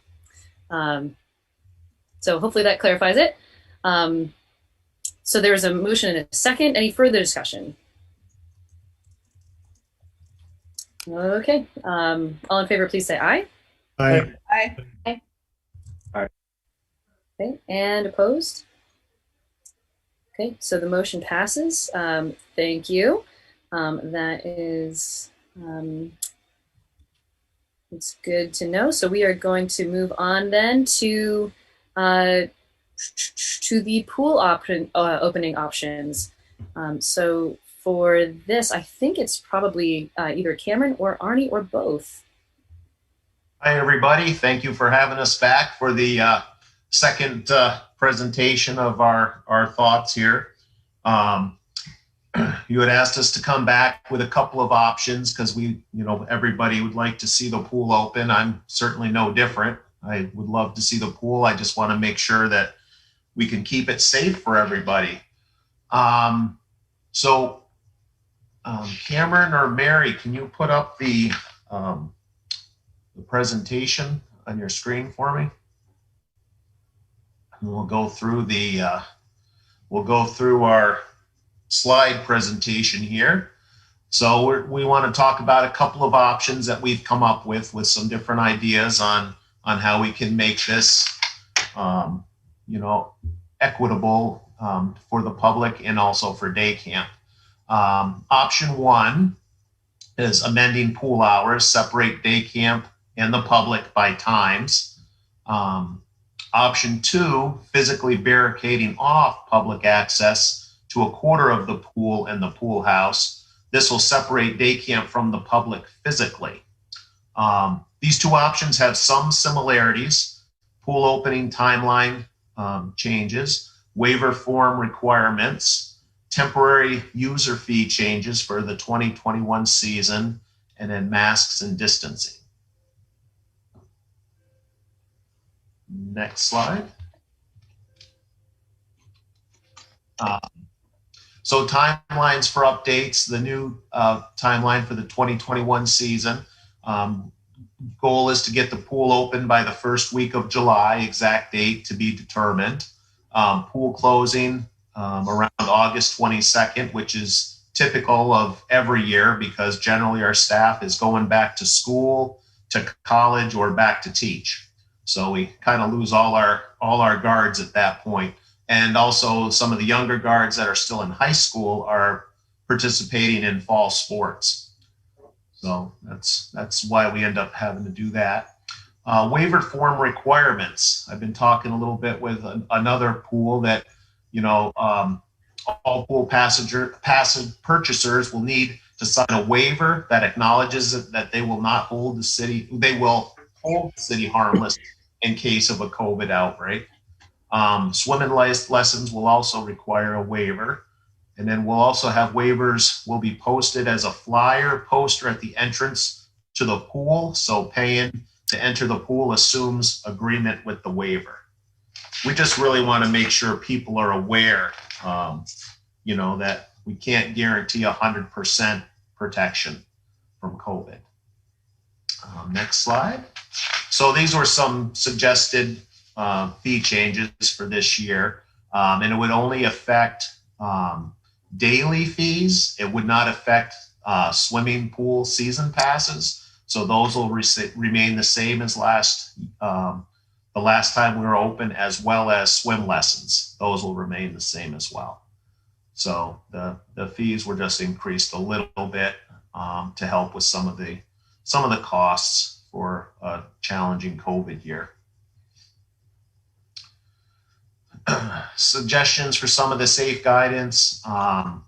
Vermont Forward plan requirements effective July 4th, 2021. No state gathering limit is anticipated. Universal guidance will no longer be mandatory, but strongly encouraged. Municipalities still have the option to enforce stricter guidance, so we will. Staff recommends requiring all pool visitors to be masked when not actively in the water and to remain 6 feet or more away from anyone not in their group. So exploring option 1, changing hours. The current pool hours, this is what we've typically done in past years. Morning lap swim from 7 to 8, general swim, then family swim, and then on the weekends, we had on both Saturday and Sunday, we're open from 1 to 5:30. However, day camp, which we want to prioritize the safety of runs Monday through Friday, 7:45 to 4:45. They do not use the pool that whole time, so I just want to be clear on that. Next slide. Oh, okay. No. No, we're good. So exploring option 1, the recommended updates to the pool hours fully separate the public and the camp access by extended pool hours into the evening and remaining the same on weekends. So when camp's not there, the whole facility would be available for the public. So day camp, swimming lessons, just to be clear on this, swimming lessons are typically 10 to noon. Day camp, when they swim in the pool, is usually in the afternoon, and that's usually from 1 to 3:30 is the typical time they would use it. So day camp would not have the full day to swim in the pool. It would just be in the afternoon. General swim / family swim, with a thought of being from 4:30 to 8 p.m. And then Saturdays and Sundays would be from 1 to 5:30. Again, that would be given the space to the public after day camp was added there, so the public could use the whole facility. Exploring option 1 a little more. Benefits of changing hours option. Fully protects day camp from being impacted by a COVID outbreak at the pool facility and protects the public if day camp experiences an outbreak. Allows the public to fully use all pool facilities, including both rafts, the pavilion when day camp's done, because the pavilion is another day camp space during the day until 4:45, and then the pool house for check-in and restrooms. Gives allowances for the anticipated lifeguard shortage if we have one. If we're lucky, we won't, as it requires marginally less lifeguard staffing. Drawbacks to changing hours option, less public swim hours during the day. So, when most people really like to swim is when it's extremely hot. So that would be definitely the downside to this option.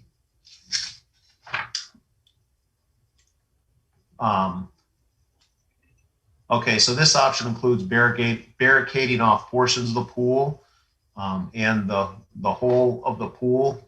I can't read part of my slide because something's covering it. Okay, this option includes barricading off options of the pool and the whole of the pool house to the public to keep day camp participants distanced and safe. Other considerations, porta-johns will be needed to replace pool house restrooms. One raft will be for day camp use only. And again, that's only while day camp's at the pool. And then a quarter of the pool deck and pool would be day camp use only. Hours could be more flexible under this model, possibly requiring more lifeguards during this time. So this is the demonstration of the possible pool configuration. So where you can see the red marked off there, that would be for the day camp use, to keep day camp separate from the public. The green arrows is the entrance at the gate. That's a double gate entrance. So we could use that as the entrance for the public to come in and out of.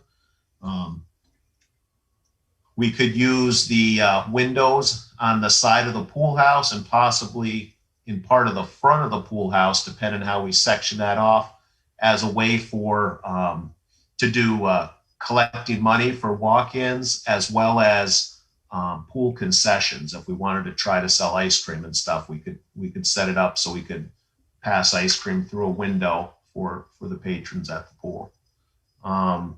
Then the yellow dots would be the location of porta-johns. And the porta-johns wouldn't be your standard unit. They would be the accessible units, which are much larger. So that way there you don't feel like you're completely boxed in if you go into one. So that was some thoughts we had there.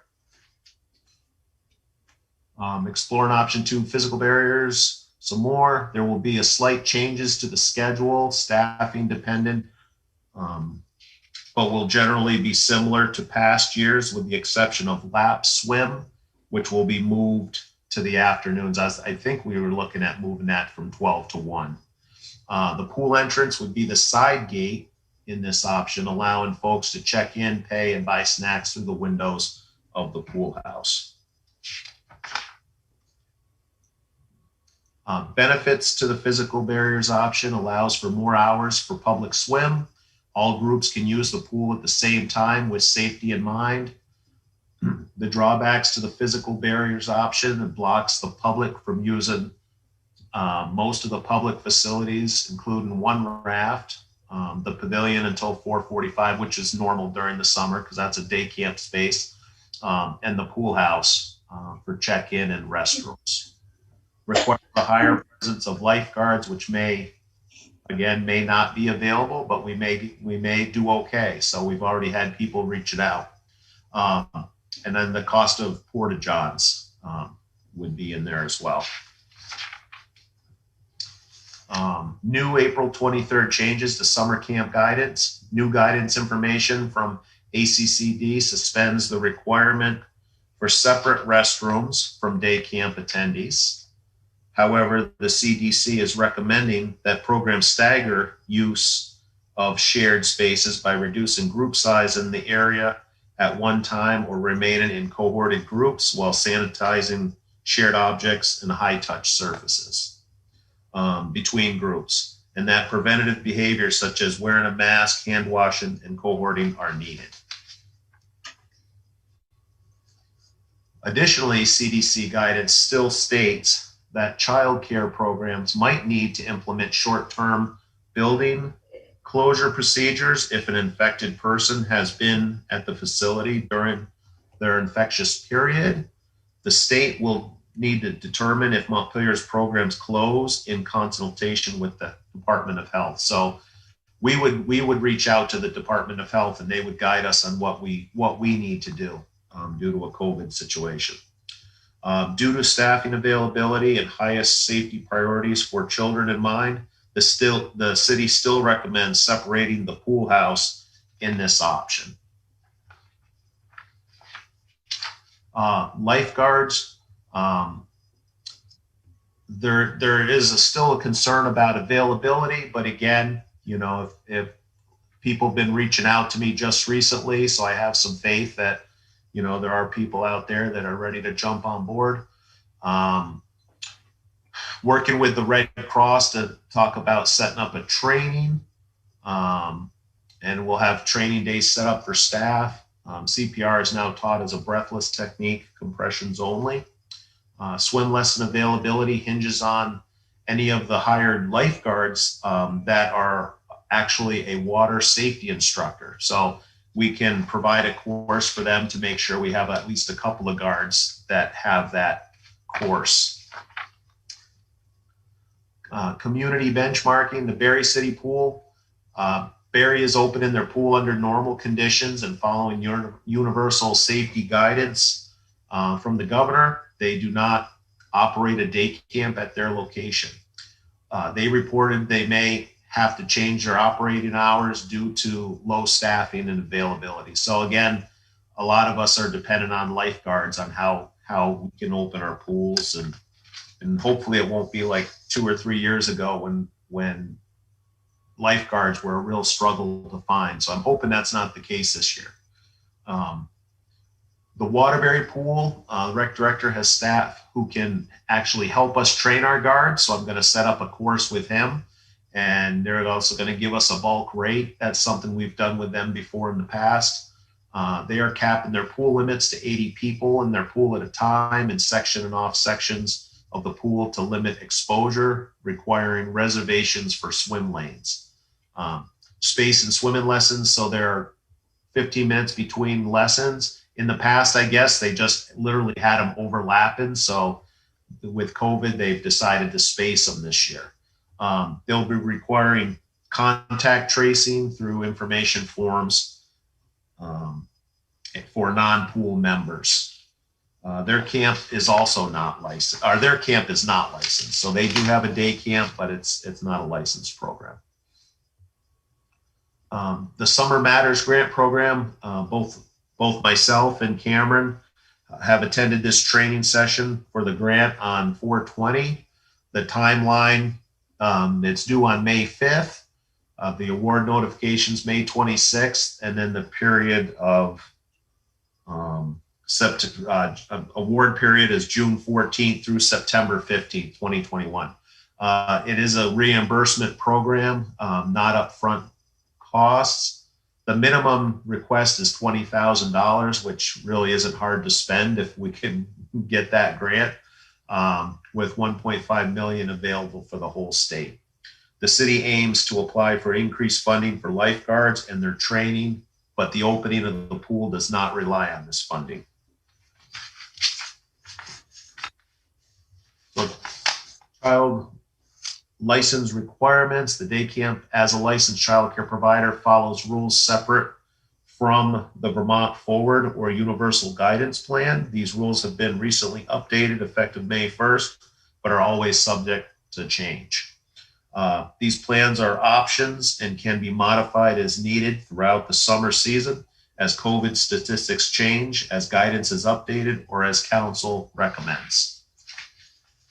The financial considerations of either option are not really much different. I think option 2 just allows for a little more pool hours to use the pool, and that's where your differences in cost is the additional staff cost estimate, as well as the porta-john estimate. So that's pretty much the difference in the cost between there. The other startup expenses are typical from year to year. And then as option 3, as a non-recommended option, council could also decide to open the pool with its regular hours and no other safety considerations outside of the recommended waivers, masks, and distancing. Anybody have questions, thoughts? Yeah, thank you. If you could stop sharing your screen there. Great. I think I saw a hand from Dan, but also Jay, and Donna and Jack. And so we'll go in that order roughly. Okay, go ahead, Dan. Sure. almost sounded like you were starting a romper room kind of thing. Arnie and Cameron, first of all, I want to thank you for this presentation. I'm really impressed in that you took the feedback we gave you last time and came back with just a really nice and robust plan. And I want to thank you both for the work that went into this, understanding that you have a lot of duties on your plate. And I really appreciate your incorporating our feedback into these and the thought and work that went behind it.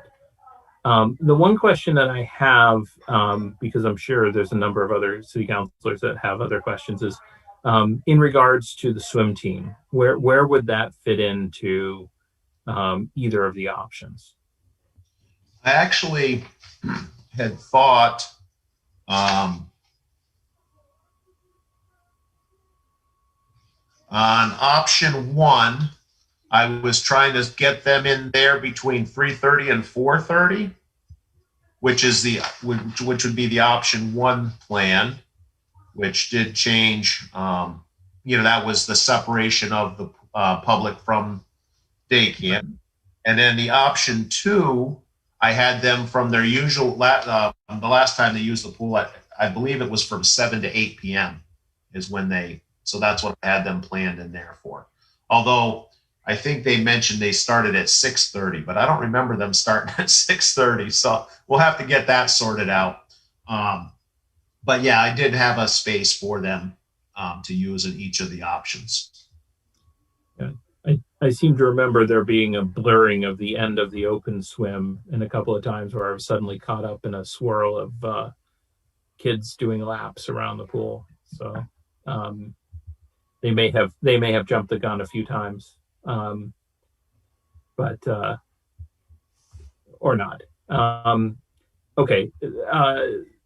And is there any option as far as volunteers to help out with either lifeguarding or, doing swim team work? I know I've heard from a number of parents and individuals that are really interested in supporting this, and particularly given your concerns about having enough lifeguards and others, is that a workable option to incorporate that in? It could be, as long as they're a certified lifeguard.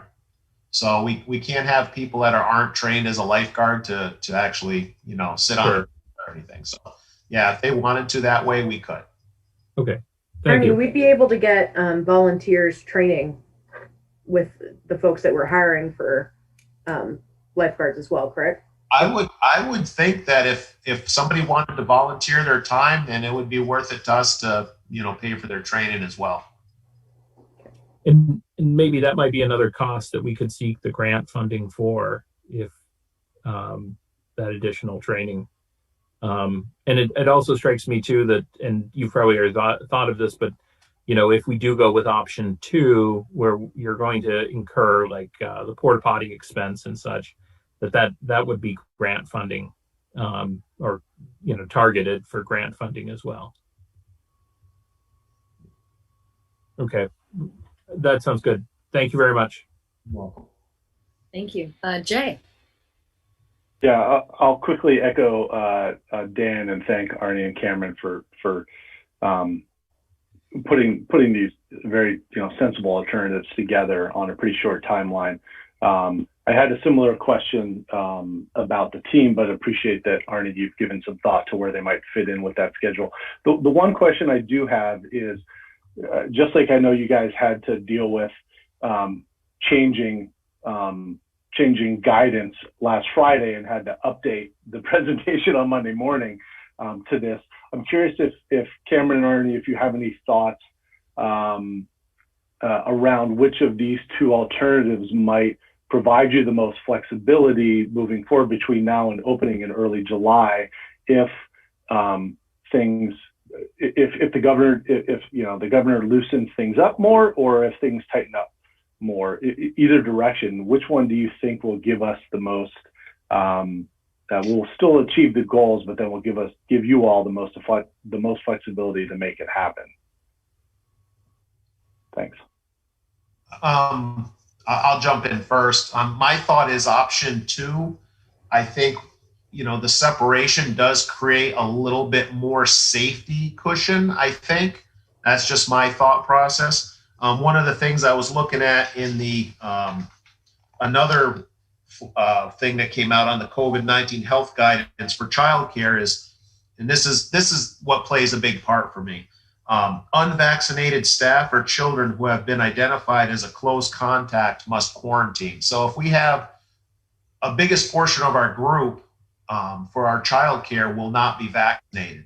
So if somebody comes into close contact with that group, we could have 20, 30 kids possibly that have to quarantine at a day camp for 14 days, which would be a huge, huge hit on our, on our revenue for that program. So that's one of the things that's still playing into me on this is, and for the safety of, again, the unvaccinated population is going to be. So I'll let Cameron add to that. Well, to build on what Arnie said, we spent a good amount of time going over these options and really what we thought they were both good options, but what would we be actively recommending to y'all? And I think that would be option 2, because if things are loosen up, the children can get vaccinated more, we could take those barriers down very quickly, and it keeps the hours to the pool as close to what people are accustomed to anyway, while allowing for a measure of real distancing between what the kids in daycare are using and what the public is using. It will be an inconvenience, I think, for a lot of folks, but I think at this point we're all sort of used to inconvenience in the year and a half of COVID. So we also, and just sort of to drive home a point that Arnie just mentioned, is really trying to take the safety of the children in who are participating, not only just as guests to the pool, but also in our day camp, where a lot of folks in the community rely on for summer daycare, so that they can go to work is protected. Which is why also we'd be recommending that folks still wear masks when they're not actively swimming and stay distanced and in their own family pods. We know that the governor's guidance, like you just said, Jay, is changing really rapidly, and that won't be in place. But municipalities have still been given the power to make those guidance and those recommendations on their own. And we think that that's really important just for the safety of the youth who use the pool. Thank you. And that would also include the kids that are there for swimming lessons. So we got to keep them in mind that they too are under that age group. I just want to jump in here and say that I'm glad that you're recommending option 2, because that was my preference as well. Donna, go ahead. Yes, me too. I like keeping the hours as close as possible. And I think, as you both mentioned, option 2 gives you a platform if you have to get more severe or more open. I was wondering about what happened to the pool repairs. Are they going to be gotten before the season or after the season? Some of them will be before the season, as far as like repainting the pool itself, and also painting the pool house. We're going to try to do as much touching up of that as we can, because being our licensed facility, we can't have paint falling off that building. So we have to make sure that that's not happening. But as far as like doing the outer rim of the pool deck with the having that sealed and stuff, I'm a little concerned doing that before the season, because that tar or whatever material they use might like run into the water. It may not absorb enough into the pavement. So I'd be concerned that, we might get some runoff from that type of material. So will the bathrooms in the pool house be working, especially on the women girls side? They're working. They're not fancy. We tried to get a grant, as you know, for that, to renovate the pool bathrooms, and unfortunately we didn't get the grant. We are going to reapply for that again in the next cycle. But if we don't get it, I think we just have to look at going forward and trying to renovate some bathrooms. Well, I mean, that's the other thing about 2. I really think you need the porta pots anyway. So I think that also might be a place where you could use volunteers. If we choose option 2 and you have a separate gate, perhaps you could use volunteers that aren't swim, certified, but could help you with emissions. as far as that flow out there. So I was going to ask you to expand public hours for option one, but you explained the swim team's taking that hour up, so I won't. The other thing I had a question about was the number of kids.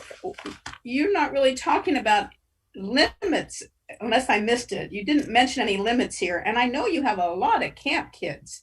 I mean, I've seen them in the shelter there. They're really quite a large number. Do you have an idea what you're expecting for them and to be in the pool from the public side? Our license allows us up to 120 kids in day camp. Wow. That's what our license allows right now. I have the limit set a little bit lower because of the COVID regulations, and we're trying to be practical on that. So right now we've got it lowered to below 100 for campers, but we also have another site that we could probably use. But with the pool open, nobody's going to want to be at that other site. So they'll want to be where they can swim. So right now, I think I have it set for like 88 kids a day. We might go up a little bit depending on the guidelines. But again, the goal would be to keep, similar groups of kids together like they did in school, so we don't have a complete changeover of kids. A lot of kids that participate in our summer camp will be there for most of the summer. So then you feel you don't have to limit who comes on the public side, or are your people not beyond the capacity of the pool itself, like our the fire marshal capacity for the space, which I couldn't tell you offhand. Arnie, do you know? Okay. I don't know offhand, but some of the things Cameron and I had talked about, because we was trying to section off areas of the pool to try to create some of that 6-foot distancing. To help people keep themselves in groups. Yeah. Mm-hmm. So we're going to try to figure out how we can do that to make it functional and not so people are tripping over stuff.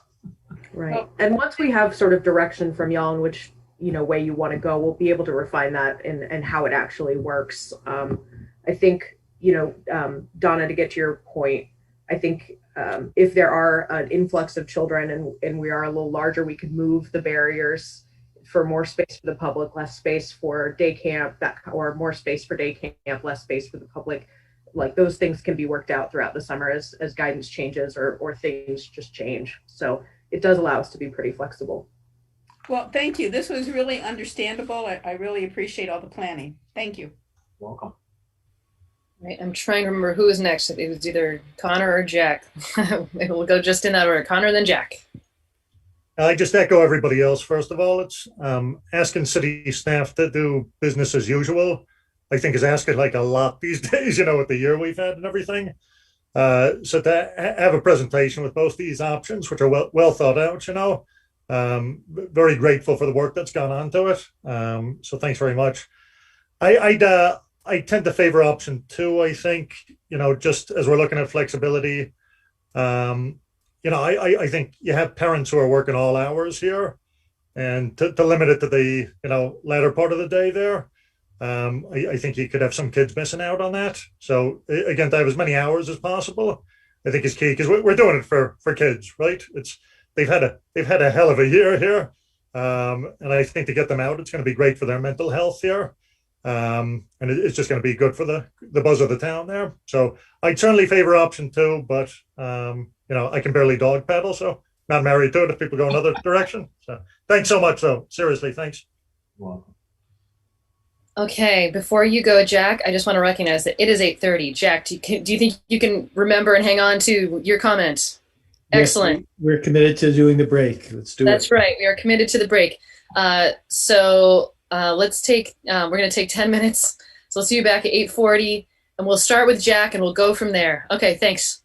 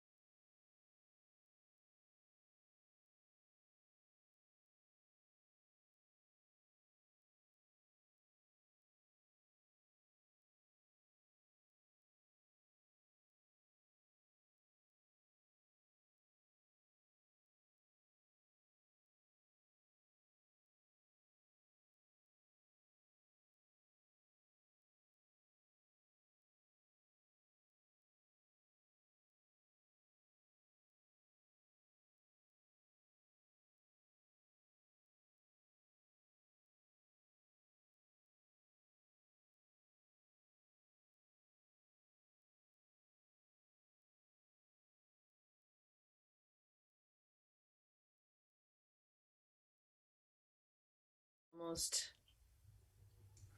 Okay, we are at 8:40. Jack, go ahead. All right, thank you. I was sort of doing a review of what cultural Central Vermont cultural phenomena I've missed out on, and one of them is Thunder Road. I've never been there, and another one is that my family was never a regular at the Montpelier pool. So I wonder, Arnie, if you have an idea of statistics of usage by time of day. The your busier times a day are probably the middle of the afternoon, like during the 1 to 3 o'clock time generally tends to be a lot of day campers, and there are a few families and childcare groups that come during that time. But then you have more of your families that do show up a little bit later than that. But it seems to get really quiet typically around 7 o'clock, and that's why we let the swim team use it at 7, because we'd have like 1 or 2 swimmers after 7 o'clock. That's kind of been the history there. And then, of course, weekends are usually quite busy. And then what really pushes it, of course, is the weather. If it's 90 degrees, it doesn't matter what time of day, we're usually busy. Mm-hmm. So the weather is the biggest driving force for us for the pool. Yeah, in the town I grew up in, the evening hours for the pool were dependent on the temperature humidity index, and it had to be above a certain level in order for them to think it was worth opening the pool after 6 o'clock or something like that. My immediate thought is that it seems like it would be significantly harder to manage the option number 2, and that it really struck me that the temporal separation plan, option number 1, would be easier for you to manage. But as Connor said, I'm not married to that idea, and I certainly have no problem with going with the option that you support and which the majority of the council supports.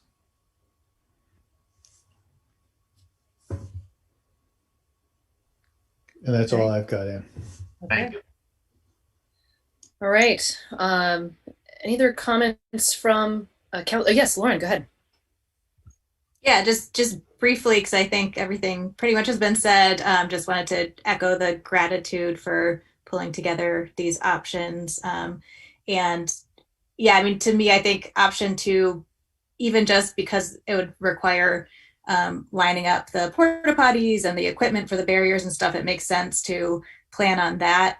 You could always do the temporal later if it, we needed to tighten down, or if you come back to us and had, but having just the equipment to pull off option 2 seems to give us the most flexibility to respond to kind of conditions as they're happening. And I, love the idea of having more time for people to have access to the pool if we can make that work, and really appreciate again all the thought that went into it. Thanks. Great. I am guessing that we have some members of the public here who would like to potentially comment. So if you would like to make a comment, now would be a good time. You can either physically turn your camera on and wave, or you can use the raise hand feature under reactions, or you can, if you're on a phone, you can just unmute yourself and let us know that you want to speak.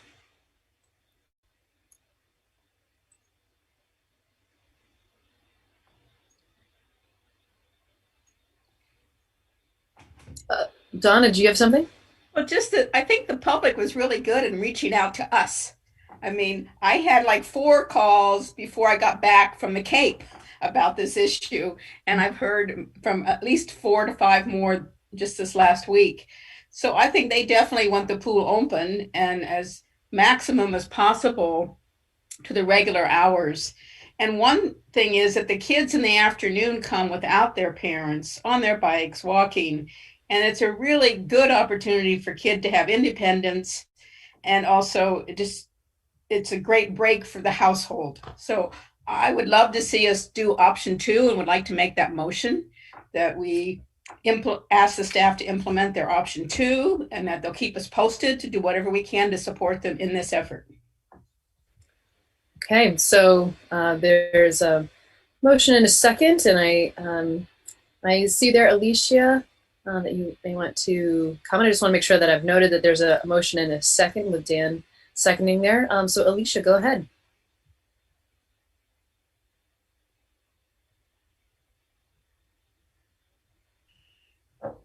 Am I unmuted? Can you hear me now?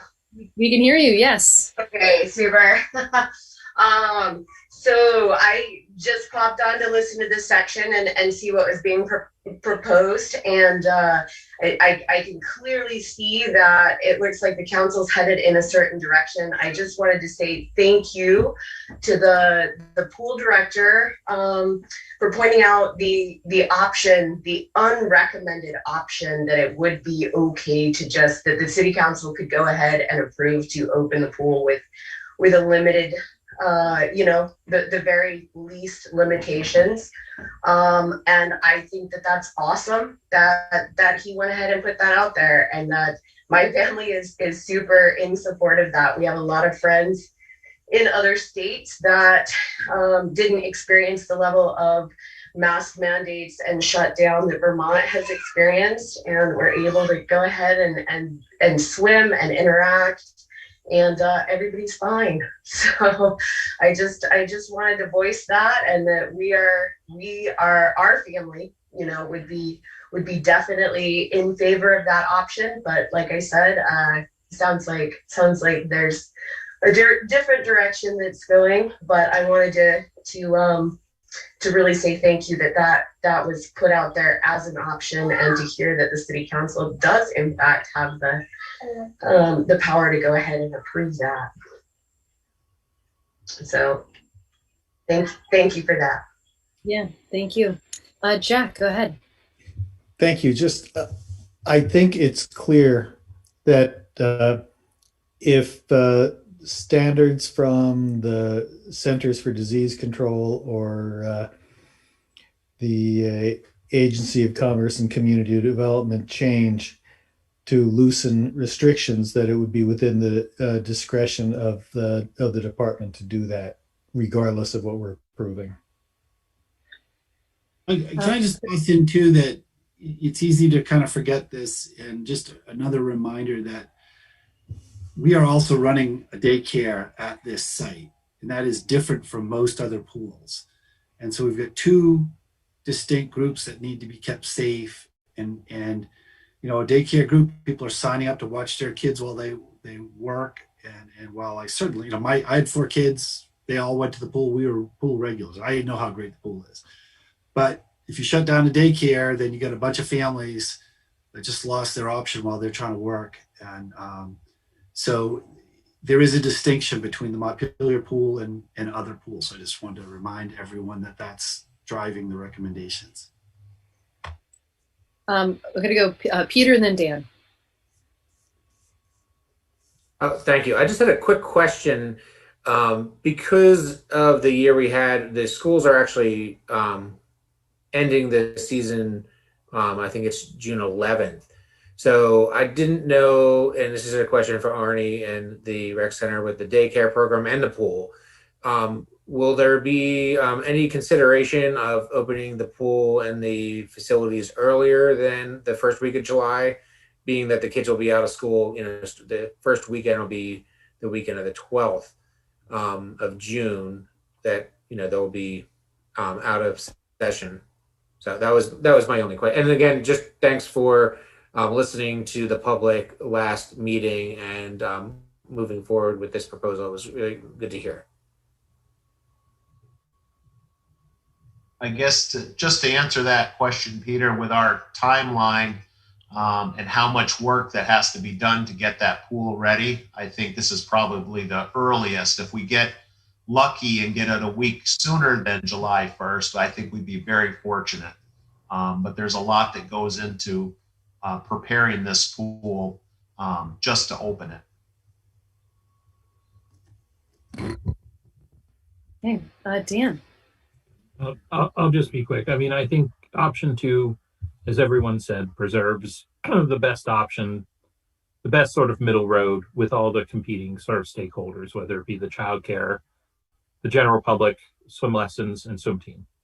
Everybody gets as close to normal as possible with protections in place. And obviously, if things change, if they loosen up or they tighten up, you know, we understand, I understand at least, you know, your need to adjust. And certainly any approval that I give tonight, it comes with that understanding of the need to adjust as things either loosen up or tighten up. And so again, it's something I think this is really a workable plan, and I think option 2 is the best for that reason. Okay. So I think we do have a motion and a second. Is there any further discussion on this topic? We're moving towards, well, the motion is to go with option 2. Okay. Any further discussion? Okay. All in favor, please say aye. Aye. Aye. And opposed? Okay, so that passes. Thank you for your work on this. We are all very appreciative of it. Yeah, thank you. All right, so, and the next item, this is where we're switching something. So we're moving on to the strategic plan update. Yeah, or the COVID-19, whichever one. Cameron, do you feel like doing both of them, or do you want to skip one? I can do both. I think the COVID one has a little less conversation, I think, but I'm fine with running through them all. No worries. Okay. I have medicine. I'm here. Ready to go. Okay. Okay. Let me share my screen here real quick. So I've got a presentation for you that goes along with the report you were given, the full report that explains sort of where we're at with the strategic plan for this year. We are now in Q3. So just as a reminder, the strategic goals that are included in the council's strategic plan are community prosperity, COVID-19 response, environmental stewardship, getting more housing, responsive and responsible government, and sustainable infrastructure. Right now, we are a little behind. I think you remember last time in Q2, we had a 45% progress bar. You can see this quarter, we have far more projects on delay. You'll see more detail in the full report, but a majority of these delays are COVID-19 related. We are continuing to see sort of a domino effect on COVID delays. So a lot of the delays are on larger projects. Most of them are DPW infrastructure projects, because they can't move forward. They're sort of at an impasse. And so we are behind on our completion goal, but I'm not super, I can speak for myself looking at the strategic plan. I'm not very concerned because we know why they're delayed. We're not running into staffing issues. We're not running into capacity issues. We're running into purely almost bureaucratic issues in the face of COVID-19. So there are a little bit more details, but we'll get into each project that's included in your strategic plan in this presentation. If my computer will work. Questionable at best. There we go. So we're going to get into the initiatives that support your goals. So for community prosperity, we have an initiative around our budget processes. That is doing well and is on target. The budget was adopted. The budget passed with 84% of our voters. The budget was submitted to council with a baseline survey for community engagement, which we intend to build out in the next year's budget process. So we've already started working on our fiscal year 23 budget process. I think Kelly has kept y'all pretty well abreast of what's going on. She's also been giving y'all quarterly updates on our budget. So I believe she's given you the third quarter and is working on the fourth quarter. And We are still in our fiscal year 21 deficit mitigation plan, which is still working as intended. So as far as COVID-19 response, we are on track with both of our initiatives. The city has, I'm just going to present your reopening plans for how the city facilities will open tonight, right after this, in alignment with the state's Vermont Forward Plan. And we have been supporting CAN and how they've been looking for funding from other organizations. We've been supporting them in that work. We do have some updates in the MDC and Montpelier Alive Partnership Initiative. MDC has announced to y'all that it is dissolving, and so we will be recommending economic development structure recommendations at the next council meeting. So MDC is currently providing grants for startup businesses, and Montpelier Alive is planning for loosened restrictions for retail, restaurants, and public gatherings. The identified issue on this one, though, and will be becoming a larger issue, and I think Bill will get into that next council meeting, is that there's no current funding for economic development in the city budget. So environmental stewardship, your initiatives there, net zero 2030 plans are on track. The city went out for RFP for developing a net zero plan and has hired the consulting firm VEIC to implement the plan on the city's behalf. So they're currently building that out. The stormwater master plan is one of the plans that is in delay right now. There's no internal capacity because there needs to be an external contractor that needs to be engaged. And so we are working on getting that external contractor, and there's no timeline on that right now. So we have done our internal planning and DPW has worked that out. We just need to find an available contractor to work for us and the funding to pay for them. So for the goal for more housing, the initiative to implement the city plan housing initiatives is going well, it's on track. The Housing Task Force is meeting to discuss new programs and project options for the upcoming budget year. The city has continued to issue first-time homebuyer awards and has continued the ADU program and has developed preliminary information on MAP. The city staff continues to work with developers on 2 potential housing projects, and zoning updates to remove barriers for additional housing were approved by City Council. So that is on track. Jack, I'm sorry, I caught your hand. Could you explain the initialisms of ADU and MAPA, please? I wish I knew MAPA. I wish Mike was still here so I could explain that one a little further. ADU is an accessory dwelling unit, and I knew what MAPA meant until you asked me what it meant. Oh, okay. And I admit I don't know it either, but I do. Oh, hey, Bill. Come on. It's the Municipal Administrative Procedures Act. So it would allow, so the way that works is DRB would actually hear applications on the record. People would be sworn in. There would be, formal testimony. And so instead of it being de novo, an appeal de novo, it would be appealed on the record for what it was heard at DRB.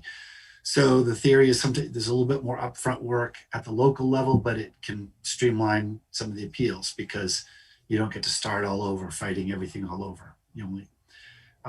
And so they're evaluating whether it's worth doing for all applications or just, setting a threshold above which, so anyway, and I think I actually just spoke at length with Mike today. That's why I'm so knowledgeable about this. And we're talking about maybe having it as an upcoming agenda item with DRB and Planning Commission and some, doing a little workshop meeting with everyone to see what we think about proceeding. Great. That's a long answer to what MAPA means. No, that's great because people at home watching don't necessarily even know what they should care about until they get a little more content. That is fair, and that is a good feedback, and I'll make sure to spell those things out in these presentations in the future. So thank you. I think reminders on that often, but you get in your own headspace when you're writing these things out and forget. So thank you.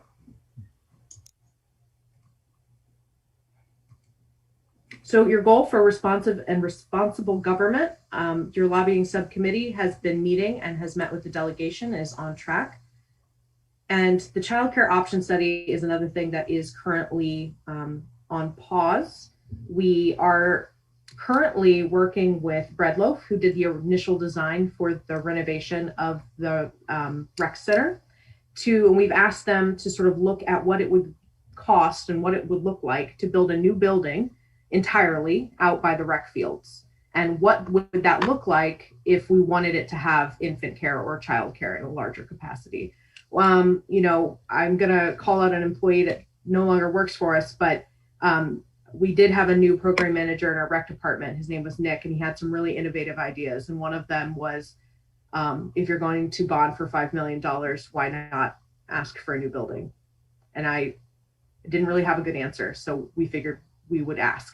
And so that's sort of where we're at, because right now the answer to council on that childcare option study is that we don't have facilities that would legally allow us to have infant childcare. There's no way to renovate the rec center in a way that we could afford to make it appropriate for infant childcare. So we are asking for cost and impacts studies from Breadloaf right now, and that should be coming to us around June. So we'll have more information moving there. You know, we had y'all had tabled the bond question for a while because our community is not really ready for a $5 million bond in the wake of COVID. So we took this as an opportunity to maybe look at other options. So that is moving in a different direction, but it is still on hold because technically we don't have an answer for you yet in its totality. So, and then your goal for sustainable infrastructure and protecting, maintaining, and improving our built infrastructure is got lots of different moving parts. So I've sort of split out what is on delay and what is on track. Overall, it is on track. A good majority of the things that DPW has on this initiative has been completed, which is great. There are some other things that need to be, that need to be finished, including the Granite Street sidewalk repairs. The state is currently reviewing that contract. There is a major disruption in the Grout Road Bridge. We are planning on submitting for grant applications to start raising funds to narrow the funding gap for that bridge repair. And then the Moat property project has been delayed, but the contractors say they are ready for spring 2021. So again, that gets back to contractor availability, which has been a pretty substantial barrier for a lot of the progress on these initiatives. So I'm going to pause there and try to see if anyone has any questions. I can't see everyone, so okay. Love the potential for new building that incorporates lots of childcare. It's great. Thank you. I figured that would be a welcome conversation. So I also just wanted to make note that this would be another time that the public dashboard is updated. So after this report is given to y'all and I am good to return to work, I will be updating the public dashboard so that when folks go to our homepage and click on our dashboard, you will be able to see all of the progress that we've made on our Q3 updates for our strategic plan. Super. So that was my presentation on that. I didn't know if y'all had any further questions.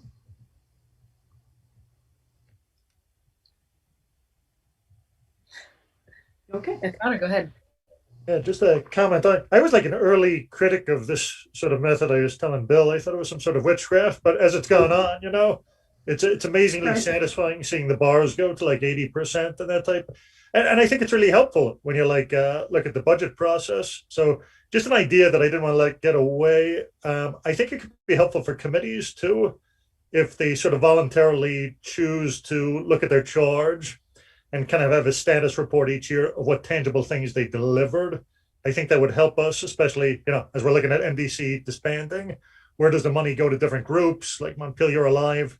It actually might be helpful to have some data like this. And yeah, hopefully not too much staff time, but if they could do it as a committee, maybe before budget season.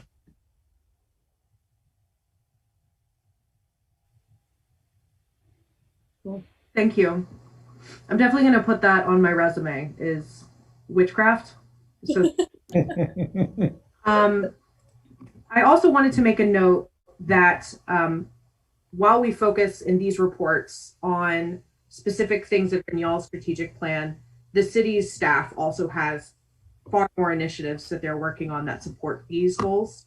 And so I think for the end of the quarter, like the fourth quarter, I'd like to give you this report and also the full report of what everything that the city has been doing, so that you can see sort of what we've accomplished in that way as well.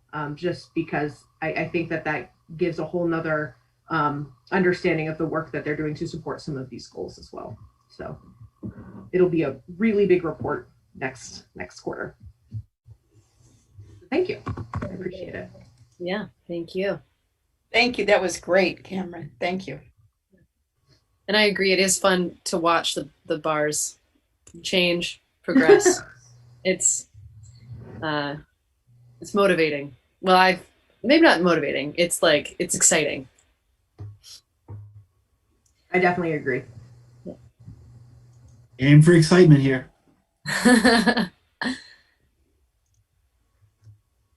All right. Are you good for doing the COVID? Okay, great. All right. I don't have a presentation for this one, but you have received the draft plan that I put forward. So we worked really, really hard as staff to sort of determine where we were at with our internal planning, where our different departments were at, what our staff capacity was, what our staff's vaccination status was for those who are electing to get vaccinated. And I think came up with a plan that not only protects our staff, but will protect the community as well from potential exposure with our staff. So you have to know that even with limited open hours, our staff still really works closely with the public and is with the public often. I think right now I'm a really good example of the fact that you can play everything right and still get very sick. So the executive summary of our opening plan is to comply with the Vermont Forward Plan. We would stay closed to the public the way we are now until July 6th, at which point we would open full scale all of our facilities back to normal hours. Also, city facilities would be open for walk-in services at that date. Appointments would still be encouraged, of course, that we'd really like the public to make appointments for their safety and ours, but we would be open for walk-ins. Some facilities will require further accommodations, but that's really just the senior center because they serve an at-risk population. The state has different guidelines for their openings. So this would not cover the senior center, but all other facilities. So the timeline that we're recommending to y'all is would allow both city staff to become fully vaccinated, and we think as many Vermonters as possible, since that is the goal. So we'd be serving a vaccinated residents, and our staff would be vaccinated as well.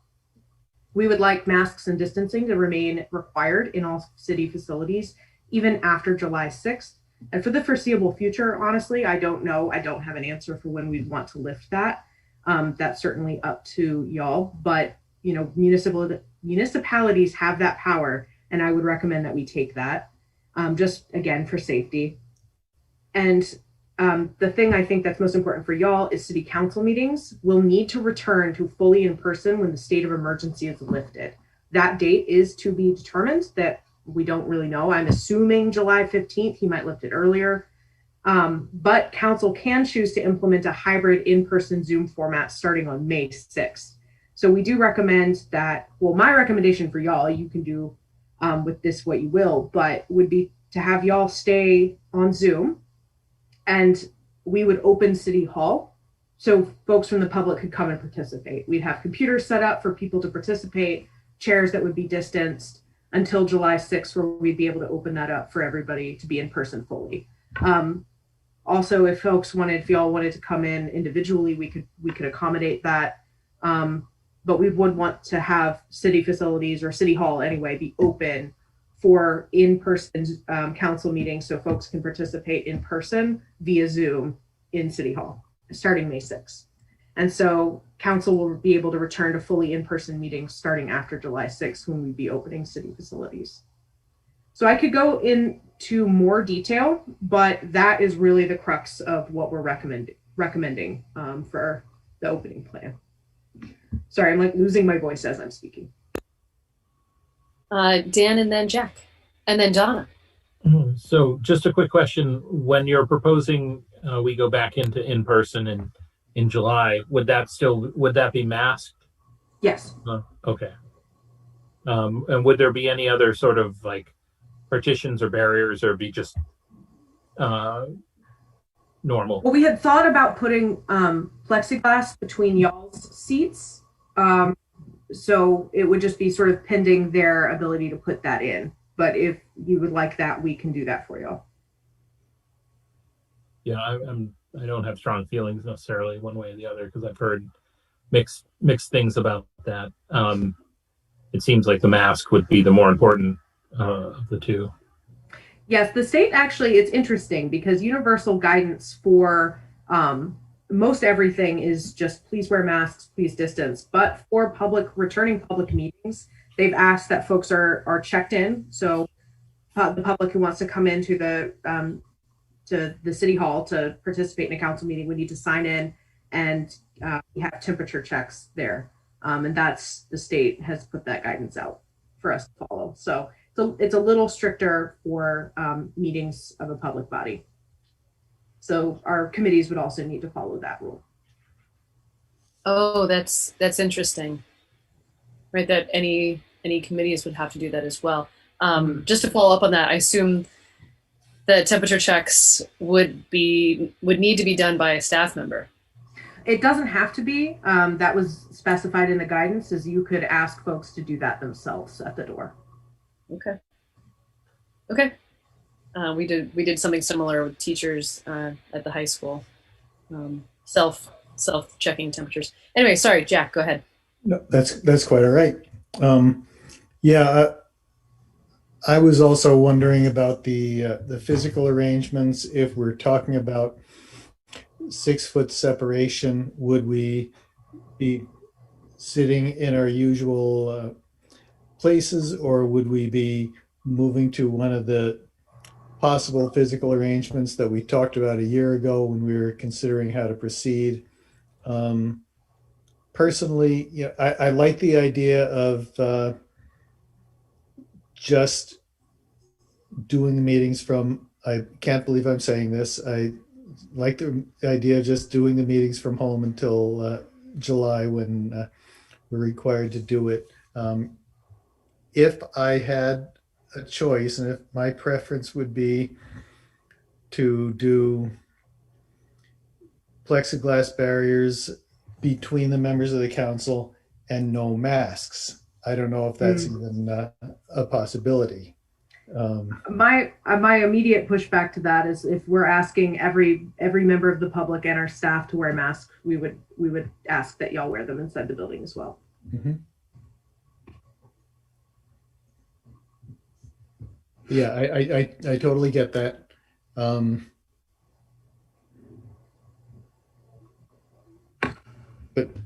But as I said, that's my feeling, at least masked until people get into their plastic cubicle, and then. But that's I see that there's a valid point to not making other people follow restrictions that we're not holding ourselves to. Let me check my notes, but I think that might be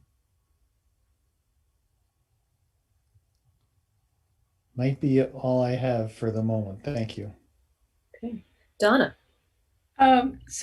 Cameron, just to go back to the temperature, when you first spoke about temperature, I thought you were talking about the public coming in, but you also mean everybody gets their temperature taken. And I assume mask, even with petitions, because that seems to be what CDC is emphasizing, mask everywhere. But I don't understand about committees. It would seem like committees still need to plan remote meetings for a while, just because of logistics. Oh, yes. Yes. So we're recommending that committees stay on Zoom until after July 6th. But if they come back and meet, they're a member, like it's a public meeting. So they would also need, after that time, to follow the same guidance that y'all do for your meetings. So do they need then to go through you or somebody? Do they have to be, quote, committee approved to have live meetings that the city knows they set up the right situation that follows all these guidelines? Yes, we would ask them to do that after July Okay. And is there anything that allows us to ask who's been vaccinated, who's not? No. So we have to assume that there are unvaccinated people in the room, which brings us back to mask, etc. Okay. Thank you. Mhm. So we stated in the guidance that committees can operate in a similar fashion to council. They can determine on their own if they want to meet in a hybrid fashion. We're recommending that they don't, but they can decide that after May 5th in the same way that y'all can if you want to. But they would need to reach out to us to make sure that the scheduling works and that they're in an ADA compliant room that allows for distancing. Did I see hands from, oh, so Lauren and then Jay, did you have a hand up as well? No, okay. So we'll go Lauren, then Jack. So just on this point of the committee meetings, like I know that there were changes around public meeting and access for like due to the state of emergency. Is there potentially going to be an option to keep doing remote meetings into the future? Like I think for a lot of committees that might end up being a more convenient option for some committees. If it were an option, is that going to take like legislative change or something at some point? It would. VLCT says that that's not going to be an option. What we could do is much like what we're planning on doing after May 6th for y'all is a hybrid model where the staff member, the staff support can be present in a room for members of the public who want to participate, who cannot participate via Zoom. And I assume that will still be allowable. And that's my understanding of what they've written. And if that changes, I will let y'all know, but that's my understanding of what's written. And then thank you. And then just one follow-up. So are you anticipating that after July 6th, when we are in person, masked with or without plexiglass, like we're going to still have a Zoom option? Is that what I'm understanding? So other people can still call in? Yeah. I really would like to implement that. That would be my goal, is to have a computer on the side where folks can zoom in and see what's happening. Because I think this has been really invaluable for a lot of folks who aren't able to leave their house or just want to drop in for one thing. So I don't want to get rid of something that we really gained in this sort of new world and this new technology. So I'd really like to make that work. And then we'd always be able to turn to the Zoom screen in the room and ask if anyone had anything that they wanted to say. Yeah, that's great. Jack, go ahead.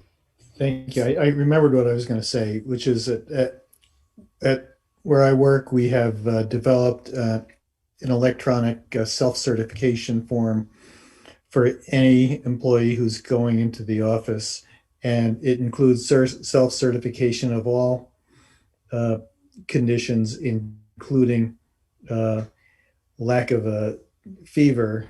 And given what I've seen or read and experienced about the inaccuracy or questionable accuracy of the no-touch thermometers, it might be just as good and less burdensome to ask people to certify that they don't have a fever, or even to certify that they've taken their temperature and they don't have a fever, rather than have everyone be subjected to one of those no-touch thermometers. One time when I was going into my dentist, I was tested as having a temperature of about 93, and it's pretty clear that was not accurate, because I was still walking around and doing everything else that living humans do. The health screening form itself, if you click through to that, is a state health department form, and it really just says, especially, I agree with you, I don't think those handheld ones work very well, that you basically self-report, do you have a fever, or do you feel feverish? Because like you said, those might not be available or accurate, but we will have one on hand. If people do answer yes to that question, we can check. Gotcha. Thanks. Other questions folks may have? Okay. Well, it is exciting to at least be having this conversation. What does it look like to get to a place where maybe we can be back in person, even if it means potentially with masks? There's one other possibility that I want to float out there, which is that when we can go back to being in person, but let's say the requirement is that we wear masks, it's possible that some of us may want to continue to participate remotely, so that we don't have to wear masks. Anyway, I just want to open that up as a possibility, but then that person would also be participating by Zoom. We would include them the same way. Anyone have thoughts on that? I just wanted to put that out there as a possibility. If not, that's okay. Yeah, go ahead. No, I guess the only thing there's an awkwardness, and I think that's part of the reason why I would support not going back or doing a hybrid model, but staying home until July.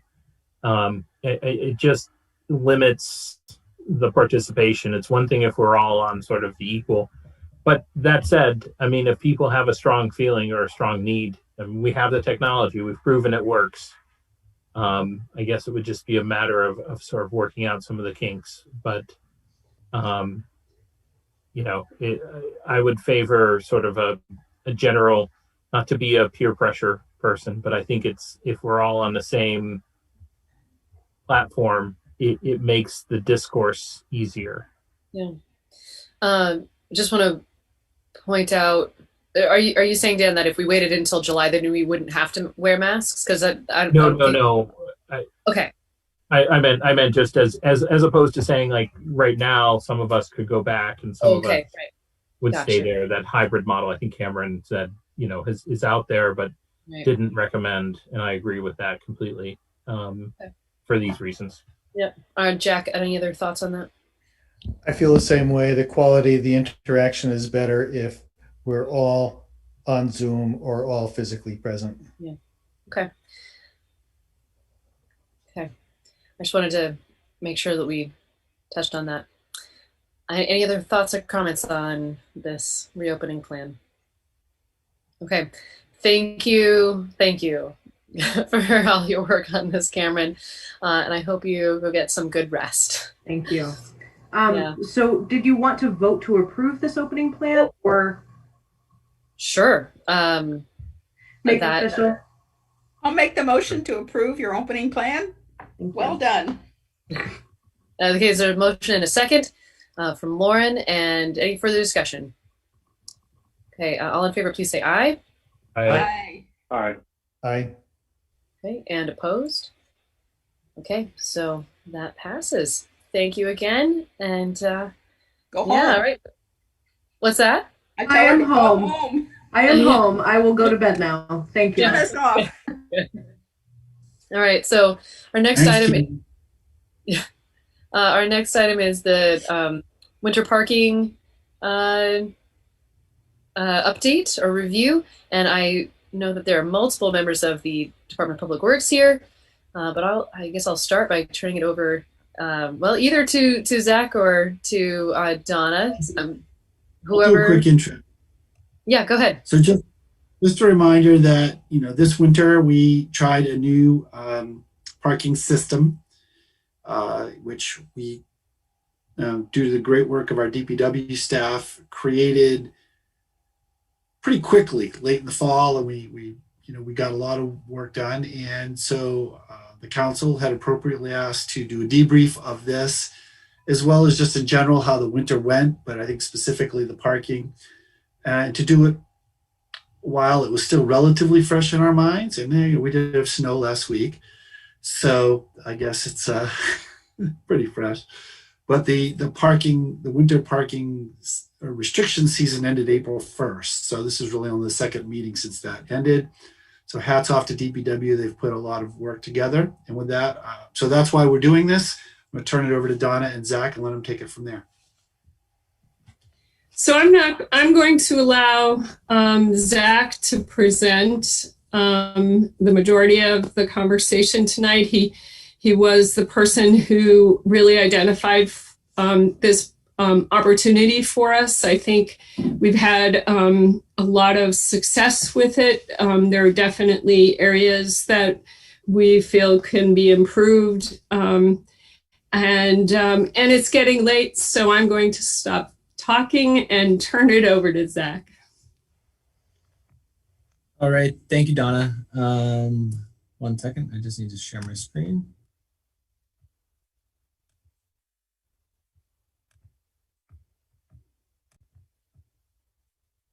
Can you all see my screen? Yes. Okay, great. So we're here tonight to talk about the winter debrief from this past year, about the changes from the alternate side parking that we implemented.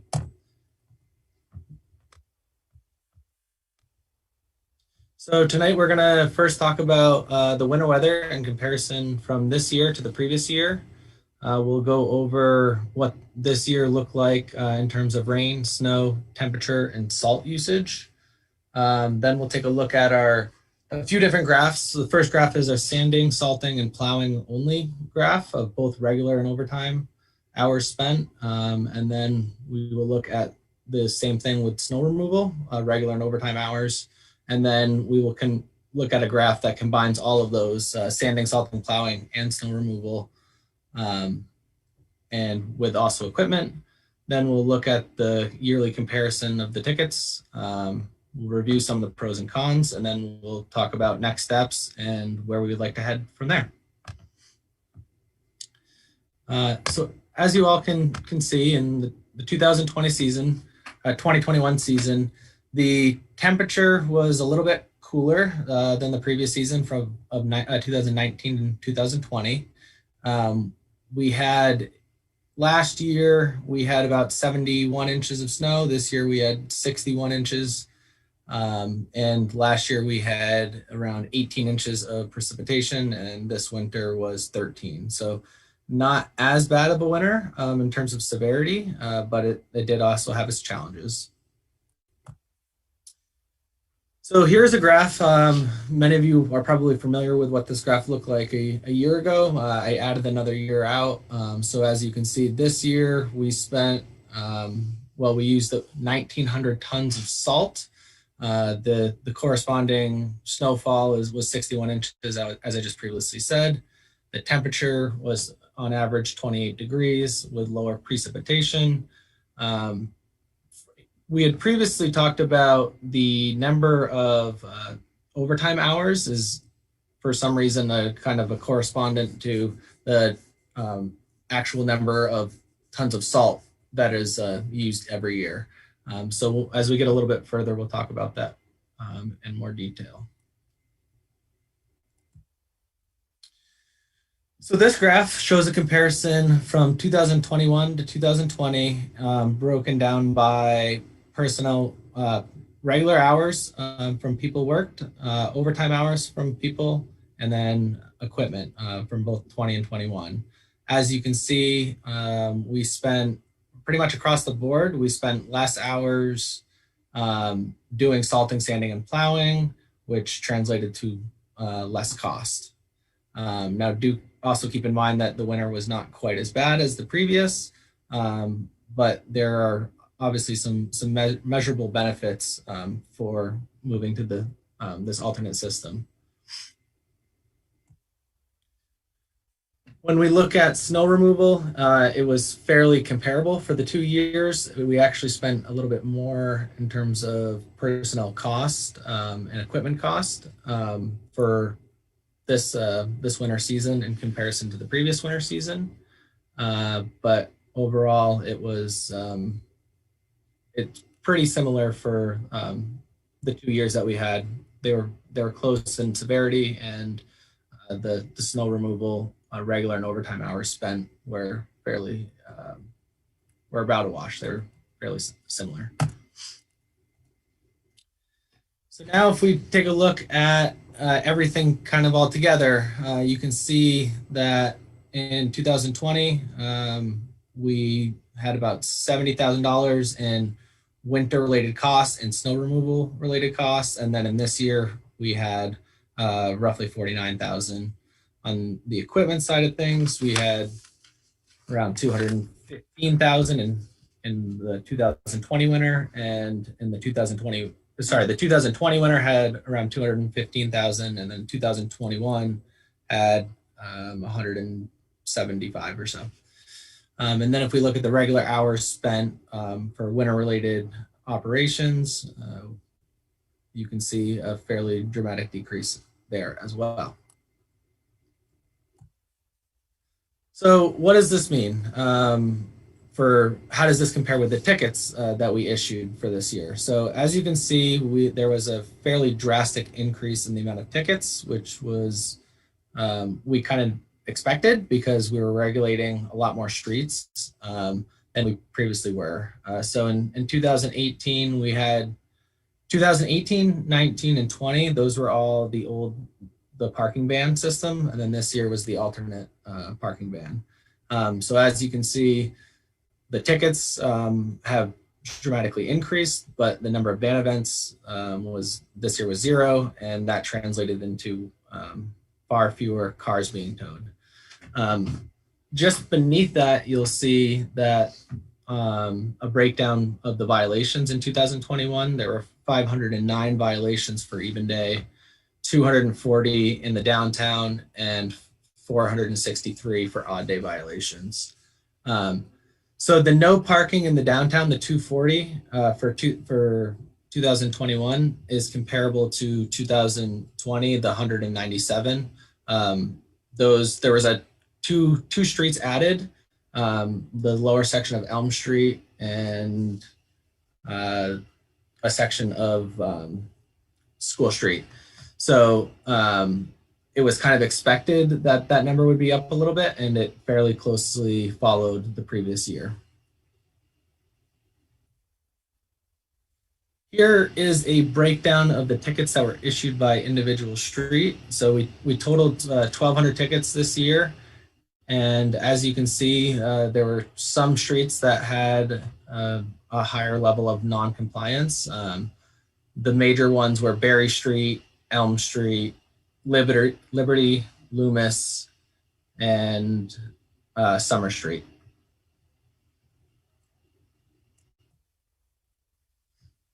So pros and cons. I've talked with staff about how they thought this past winter went.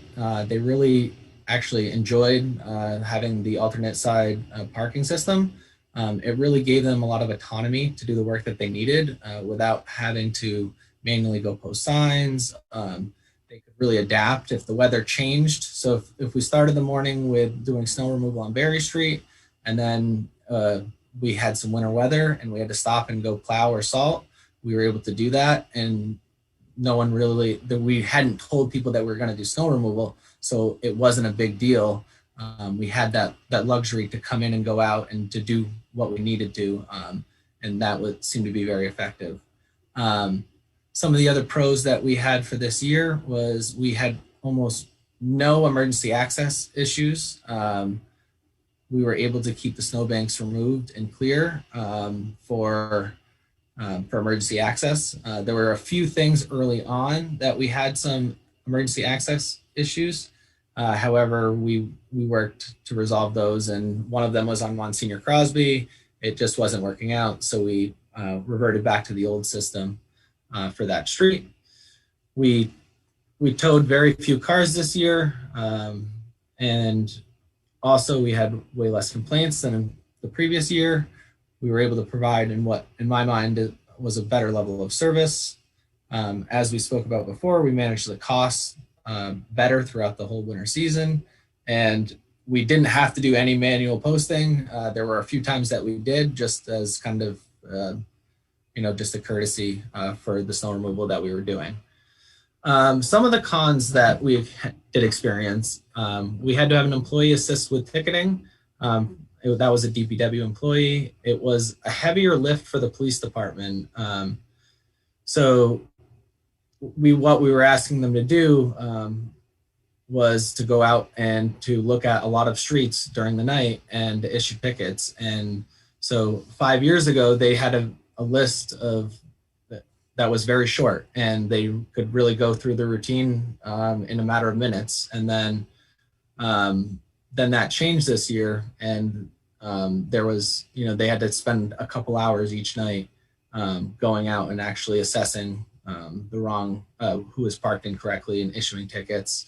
The other thing that I think took a little bit of time to get acclimated to was just figuring out which side was which. And they felt like when it was dark out that they had to shine their lights on houses and stuff, which didn't really make them feel completely comfortable doing that. But I think as the winter went on, they got a better handle on it. And but it still is something that we should maybe think about how we want to address that. We did issue twice as many tickets. There were some areas where we had a very high level of non-compliance. One area in particular was over on Elm Street.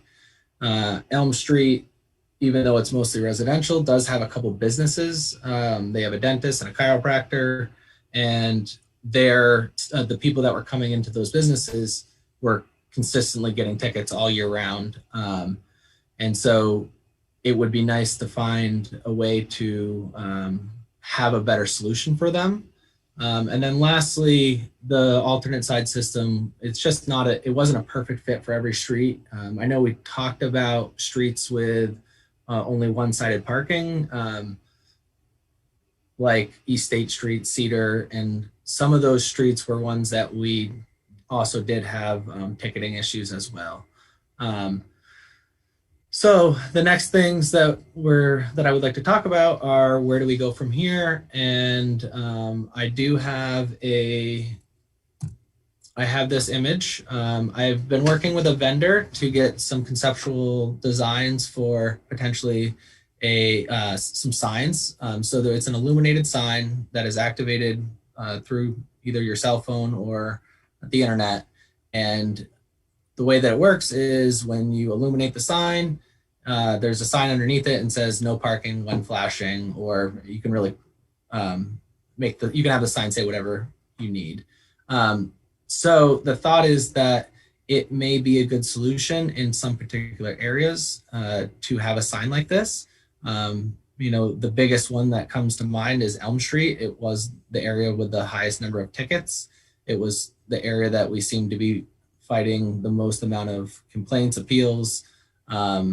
So something like this could help with, it would give us the autonomy to illuminate the light only when we needed to do a snow removal event. With that being said, I will open it up for any questions that you all may have. So just to clarify, so you would be thinking about this sort of a no parking sign that would be illuminated potentially for places like Elm Street or some of these other streets for which this was not working well. Yeah, that's correct. Okay. Elm Street is the big one. Berry Street, we had a high level of tickets. However, we didn't have the same type of complaints on Berry Street. And they weren't specifically isolated around a particular business. Okay. And so would that change if we were going to pursue that? I assume that would also accompany some ordinance language change, or not so much? There would be a little bit because the ordinance as written didn't have any. Yeah, you would need to. You probably need to add a section that wasn't odd or even, and it was only under a light indication. Right. Okay. I think I saw some hands. So I'm going to go Lauren, Jack, then Connor. Yeah, thanks. This is really helpful, Jack. Thank you.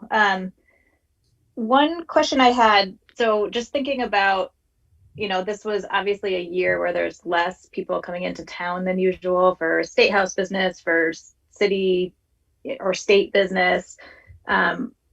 Just curious your thoughts, like having reflected back on the last, trying this season.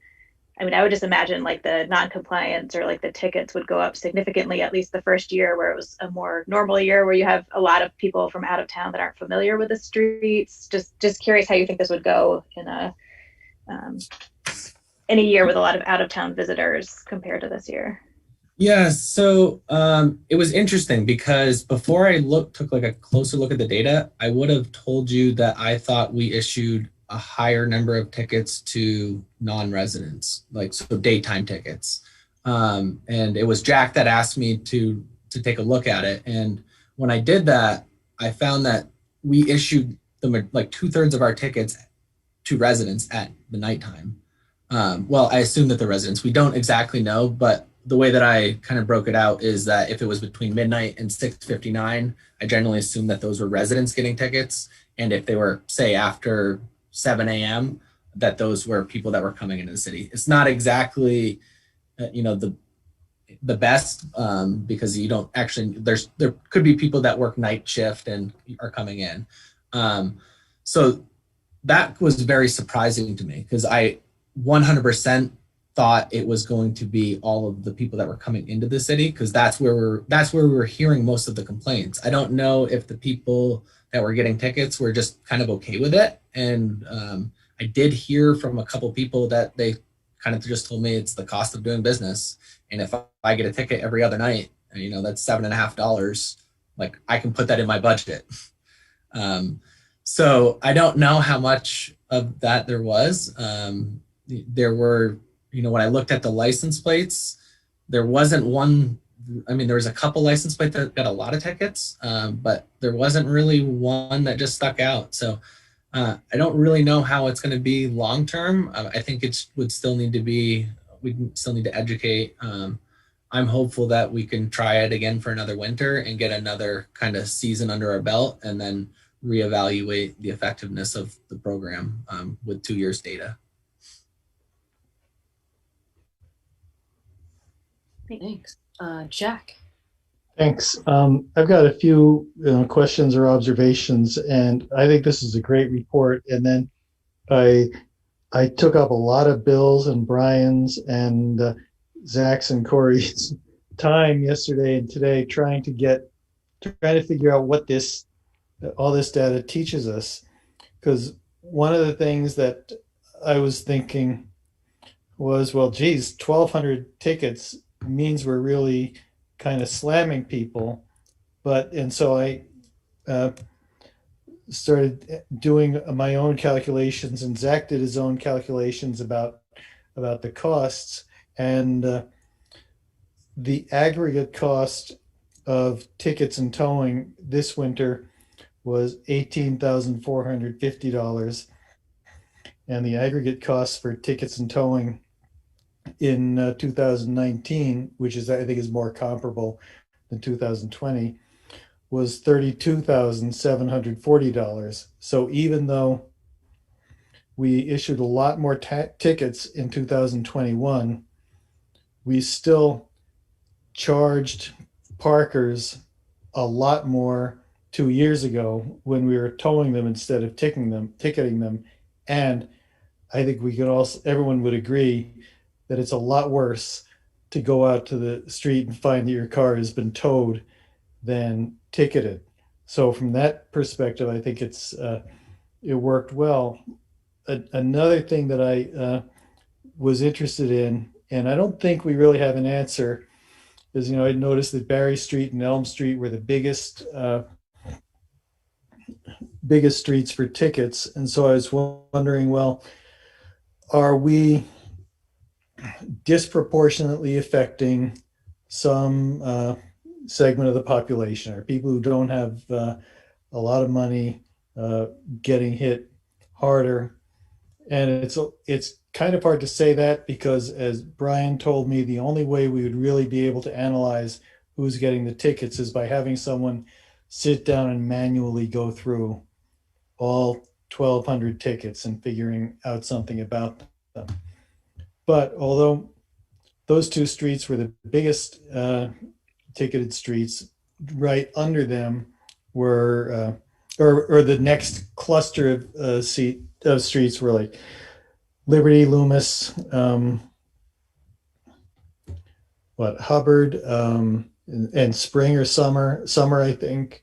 Yeah, the Meadow, Liberty Loomis, Oh. all of those had 40 or 50 tickets a piece. Yeah. So I don't think there's enough information to say that we're disproportionately affecting a segment of the population, although that might bear some further scrutiny. And then I think the last question I have is what happens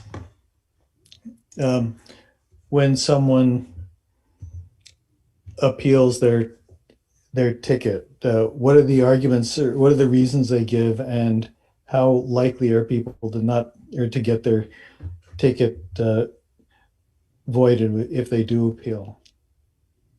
So I think this year we were fairly generous on the appeals because we did have, quite a bit of sympathy with, a lot of what we heard was, I didn't know about this. I don't live in Montpelier. I'm coming to Montpelier, for once a month or not even. I'm coming for a dentist appointment. How was I supposed to know? There was no signage. And then when we would say that there was signage, they would say, well, okay, fine, it's too small. So, I think, in general, most of the complaints were the ones that we kind of predicted we were going to have. There were certain places that just felt that we should make an exemption for them because there was a business nearby. And then other than that, it was a lot of, well, I didn't really know about this, I'm coming in. And then, I think the residents that were getting ticketed, and I heard this from a couple people, that, some of them just said, well, I screwed up and I parked behind the wrong, there was a couple cars there and I followed the lead of someone else and it was the wrong decision and I should have gone and looked at the signs and, that was my bad.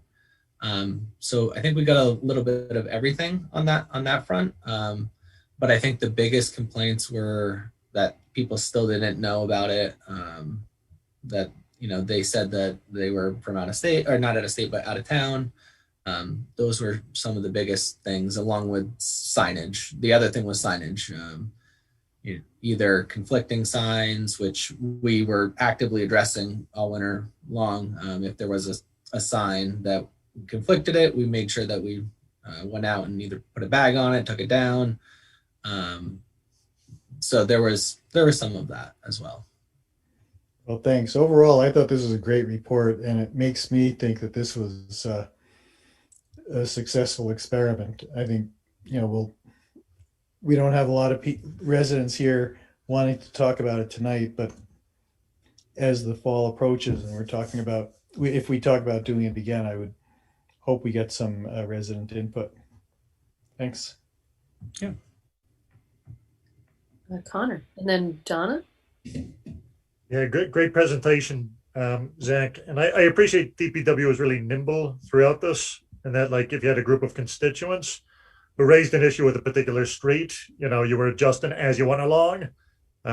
So it wasn't written in stone right from the beginning. Question I had was, I thought we had implemented a pretty long grace period this winter where we didn't ticket people.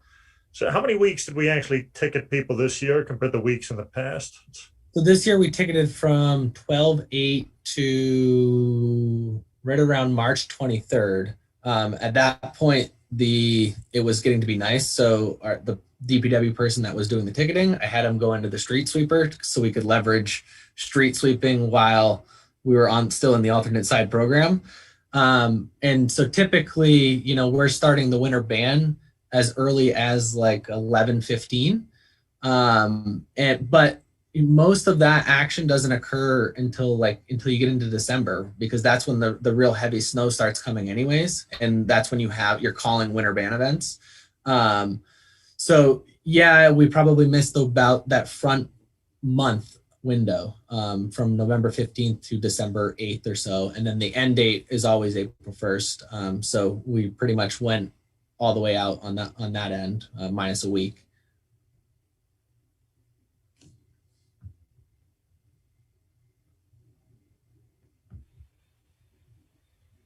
Okay. Donna? Yes, thank you. Yes, great report. Do you also have the data of how many tickets you voided? You said you were generous. How generous? I don't have an exact number on that. I could get it for you, Donna. It was a little, I tried to get it out of the data. It was a little hard to actually see because there's some people that there have past due payments, right? So it was just a little bit hard to get an exact number on that because they're. Yeah, because part of my question related to that is, did ticketing, do you have it by month? Did people get better? Was there a learning curve for some people? Now, I know people on my street, North Franklin, they would just mess up, like you said. Well, I saw her car, so I parked behind it, and it was the wrong side. And they got a lot of tickets over here, but they just knew it was their mistake. And then they caught on. By your second month, they were getting pretty smart about it. So I wondered if the tickets decreased by month or. I have the data and it is formatted in a way that I could do that. Of course, I didn't prepare that at this time, but it's all readily available, and that I could actually come up with an answer fairly quickly on. I would like to know. And I do appreciate the ones you voided because that's showing that we listened and we're trying. But I do wonder about the businesses. Are a way that we could give them information that they could insert by the person in their office who makes an appointment, especially on Elm Street. That upper Elm Street is mostly offices. So we did work fairly closely, and we gave them the flyers, and we asked them to we had the conversation like, well, do you send out appointment reminders via email? Because nowadays everyone gets a reminder, you're going to the dentist tomorrow. And so the natural instinct was, well, when you send that notification out, why don't you attach the flyer and say, well, and reminder, make sure you park on the correct side of the street. But I don't know if they actually utilized that flyer in that way, if they really did what they needed to on their end. We tried to support them with that. We offered to give them some cones to help, put out cones on the days that they shouldn't be parking in front of their businesses. So we made some attempts there. So I'm not 100% sure how else to change that. I think from the DPW individual that was doing the ticketing, there were a couple hot spots. Even on Berry Street, it was near the coffee shop, right? That was one of the areas that there was always parking violations on. And at the corner on Elm Street at Spring Street, there was two locations. There was a chiropractor and a dentist, and both of those had they struggled a lot, and they both reached out to us and asked for exemptions. And so those are two locations that if we did get an illuminated sign, that I would like to put it there, because I think that it would help to really reduce probably all of the ticketing, the majority of the ticketing on, say, Elm Street. Well, I want to help them. I just don't want more signs, especially as big as these guys. So I guess I would hope this next year. Are you thinking we need to do signs this coming year, next winter? Or are we going to try to just do other things to make it improve? That's I guess up to you all. We could look at getting one or two signs for trial and see how they work out. The nice thing about the illuminated signs is they would go up on a post, and I think I would be able to remove 5 other signs on the street, because on Elm Street, there's Spring Street, there's Vine Street, there's so many signs, because every intersection you had to put a new sign, so that when someone turned on to the road, they couldn't claim that they didn't get a sign, that they didn't see a sign, even though that was one of the complaints that we heard a lot. So with an illuminated light, the thought is that maybe you could actually reduce some of the signs. But that is one of the other complaints that we heard, is you guys just have way too many signs out there, and you have sign pollution. And I don't really disagree, because there are so many signs out there already. Okay, and to go back, and you were around, I believe, way back when Tom first suggested we might do something of this year-round change, not just winter parking. I thought you also mentioned that we might consider doing alternate parking year-round. I would love to still be in the same format right now, because we'd actually have the ability to get to the curb line on some of these streets and sweep. Right now we're weaving in and out, and it's so sad to see the debris that's left behind instead of a clean street. I would like to see us to do this year round. I really would, and that people get to know it, and we get posted, and we able to do it with less signage on the street. So that's where I'm aiming. Thank you. Yeah. And just as a comment on whether or not to move forward with a sign for a particular, for the locations that maybe it was not working very well, or this plan wasn't working very well, that I would be absolutely in favor of that, especially if it's just a couple and we're going to try them out and see how it works. That seems reasonable. It also feels like it could be the kind of thing that's like a slippery slope, and then everybody wants a sign. But if we can say, that there's some good reason for these particular locations, then that seems fair for now.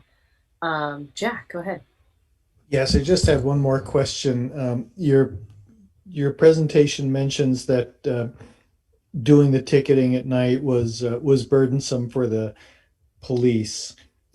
I certainly see that, but there was never an occasion where you were bringing police officers in who were not already on duty that night to do ticketing, was there?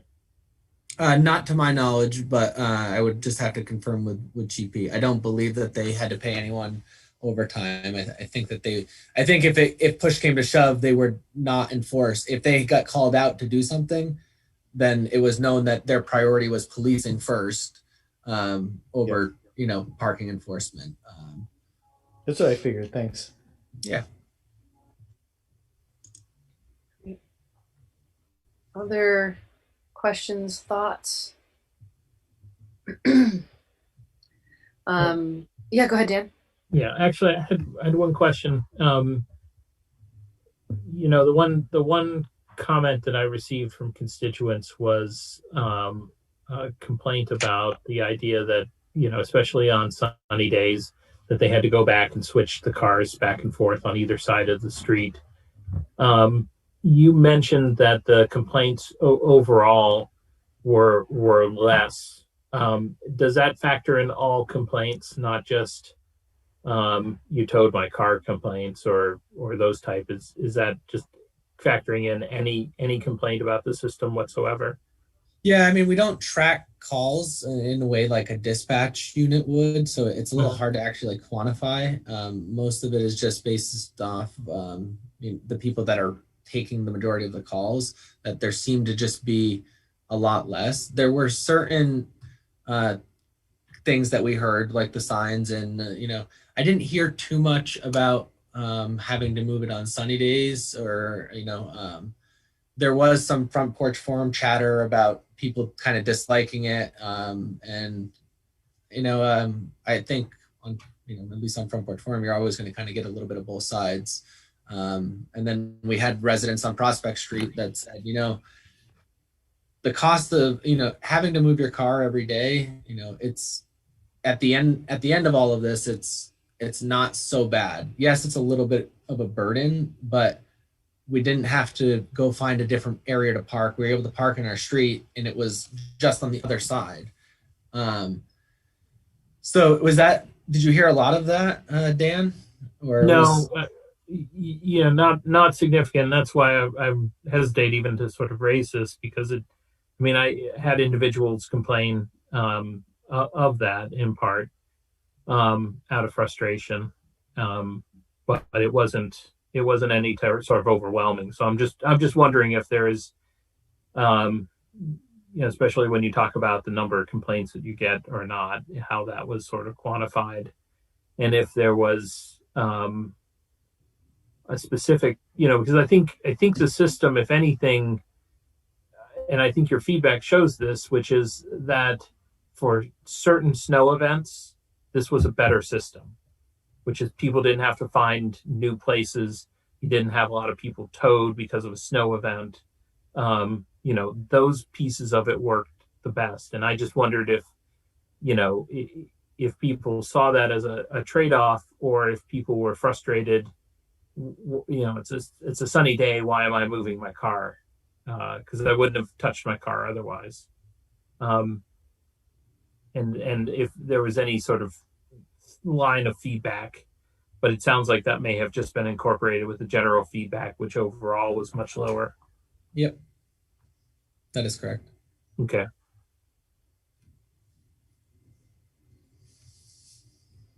Right.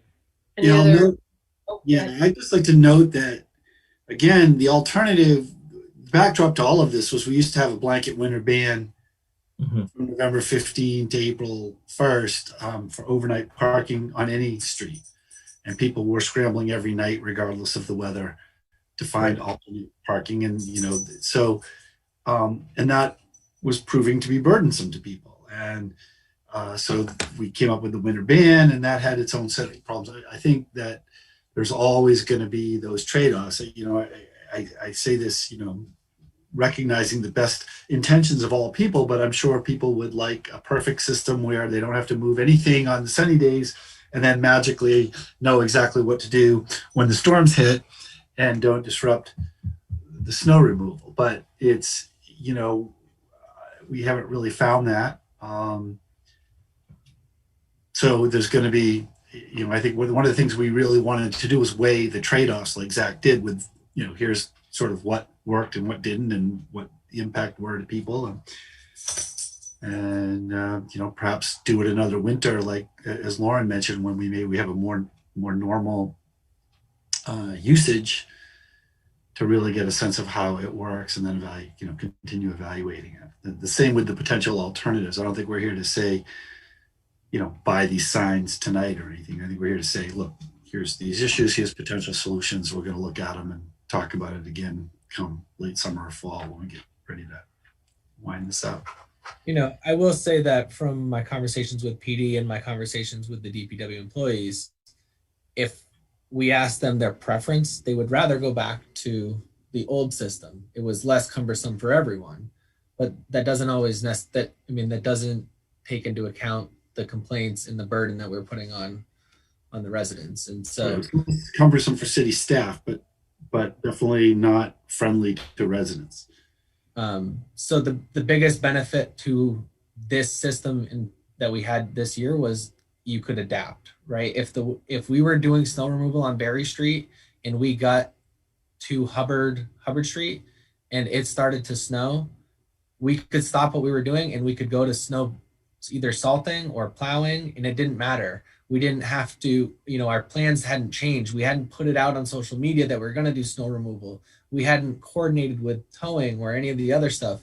We had the autonomy to do what we needed to do and change really at the whim of the weather, because that's at the end of all this, we don't dictate what we have to do. It's the weather, it's the conditions. Jay and then Donna. Yeah, I just wanted to point out that I think for rolling out of a new system like this, obviously there's a lot of learning to be done and fine tuning and accommodating. But for a new system, I think overall looking at this data, Zach and Don, I think it was very successful, and I appreciate it. And to me, I know Dan heard from folks and I heard from folks. We all heard from people about sort of that transition into this new system. I think probably one of the main, if not the main reason that the rollout was as successful was because you were really accommodating. And you listen to folks, like particularly steep, narrow streets like Cliff Street or Monsignor Crosby, or where you could say, all right, yeah, well, this is how we set it up, but we acknowledge that it's not working for you, so we're going to make it work for you. So having that mentality that it was a partnership, I think was really important. So as we look to, potentially doing this for another season, continuing that sort of partnership thought process will go a long way. And so whether it's with new lighting or considering how we're accommodating some of these commercial areas like on Elm Street and like on Berry Street, I think will help continue the success of the of this new process. So I just want to say thanks for that. I think it really made a difference and will help this system be more successful moving forward. So thanks. Donna. I just had a couple of questions. One was when you said you liked the old way, you meant the total street ban. Old way? Not me personally, but in terms of staff. The staff, yes. Yeah, Like I just wanted to clarify which old way. So yes, because then you didn't have any problem. They were mostly empty. And that was the same for PD, is that it was, they had no issues because no one was on the street ever. So yes, you looked really odd parking on the street then.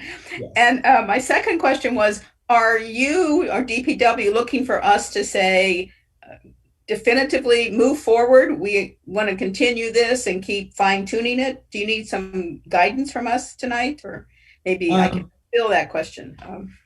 I think we came into it mostly as just a debrief tonight. If you guys were ready to move forward with, I guess I'll let Bill speak on that. I don't really know. I don't think we're ready to make a hard recommendation yet. At least last I knew.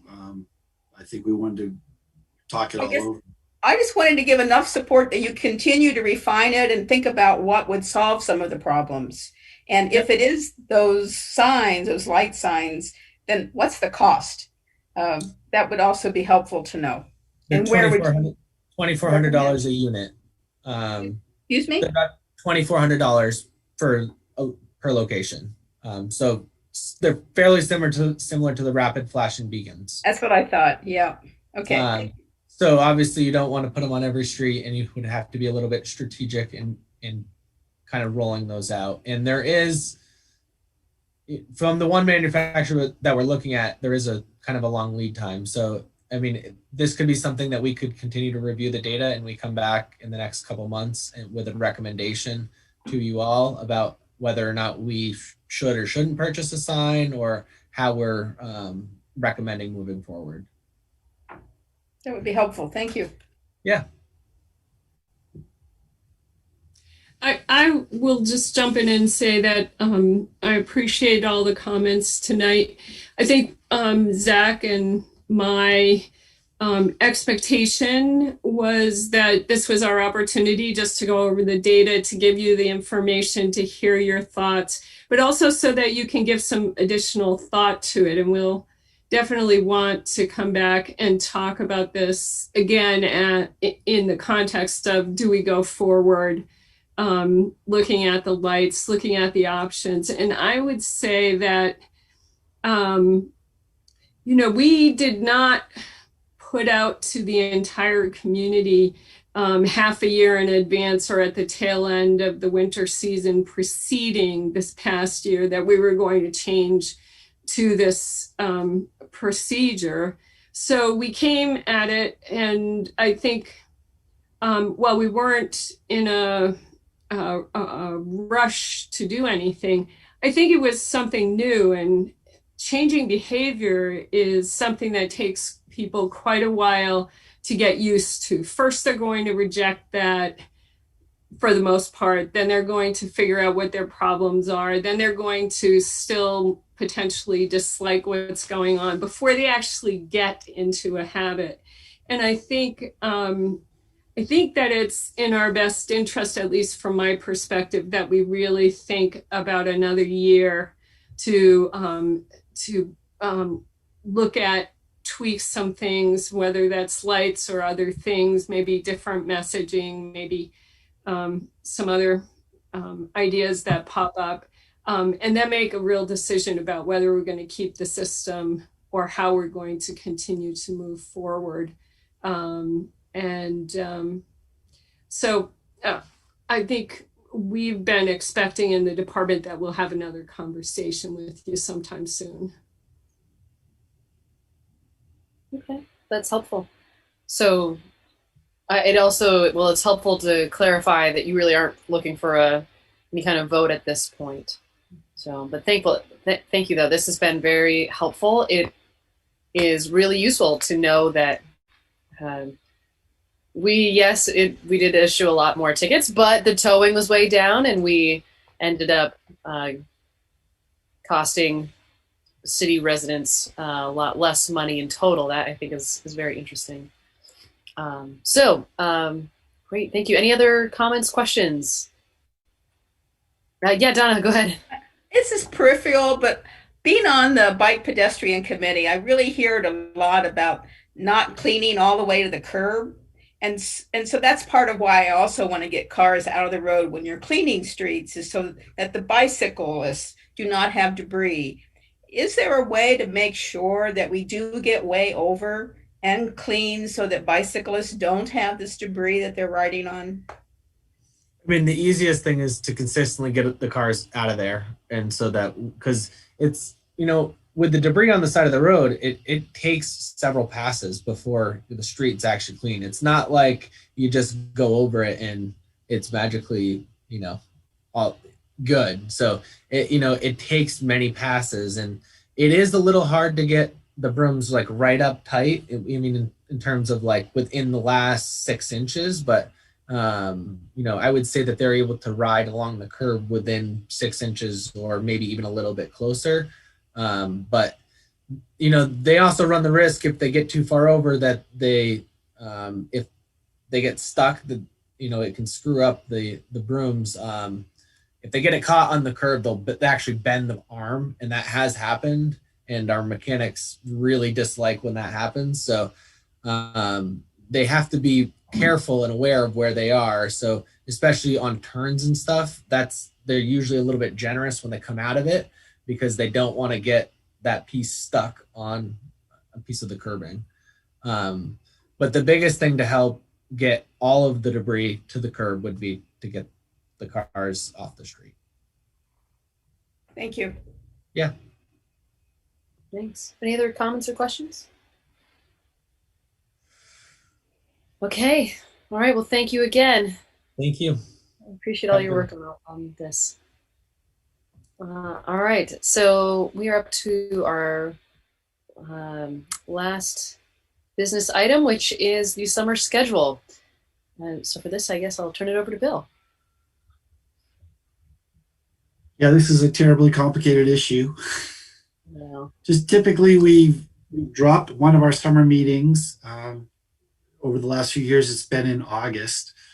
There's no rhyme, no reason to it. Just seems to be the way it's fallen. If we just drop one meeting, then sometimes we go a whole month, 4 or 5 weeks without meetings. So I suggested that we split the difference between the two normal August meetings and go on the third week instead, the 15th, just to have the one meeting in August. But we don't have to drop any meetings. We can keep our regular meetings. We can drop any different one. So I just frankly put the one that worked best for me.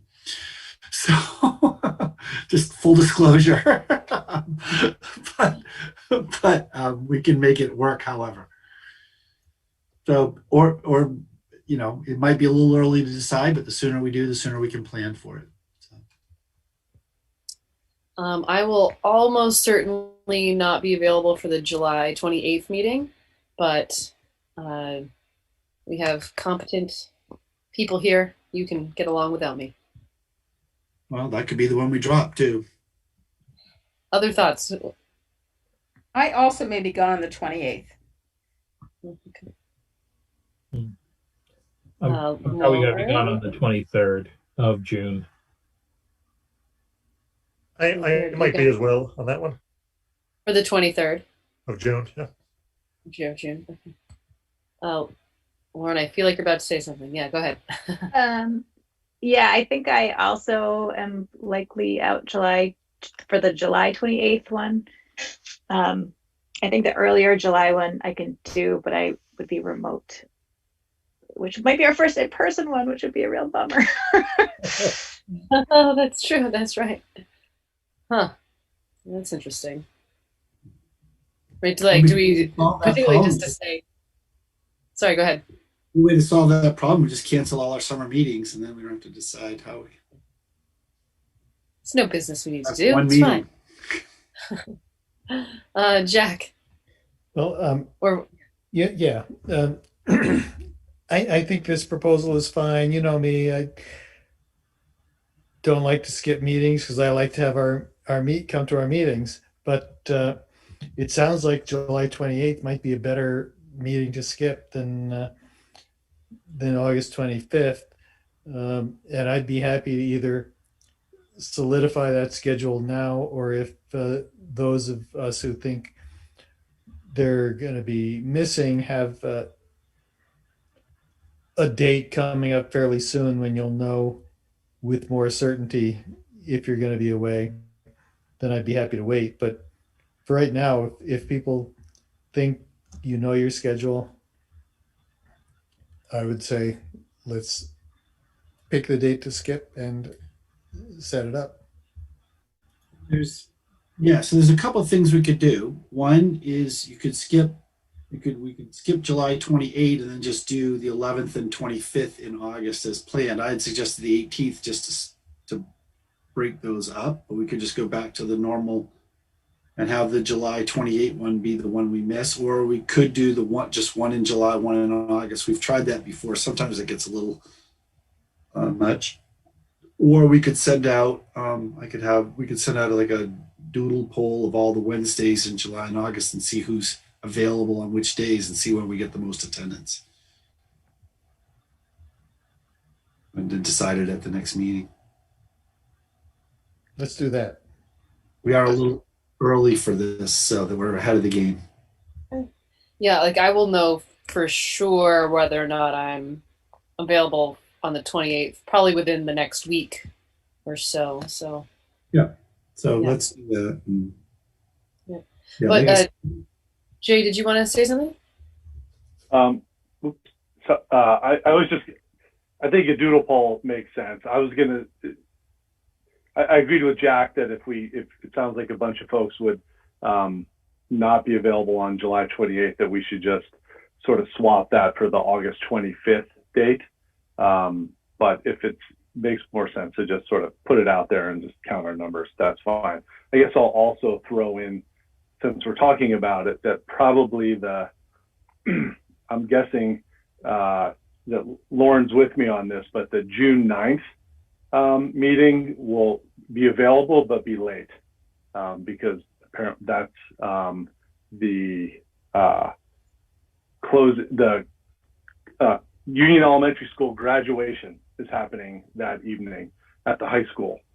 So anyways, so just putting that out there. We don't need to change that date, but just so folks know what's going on. That's good to know.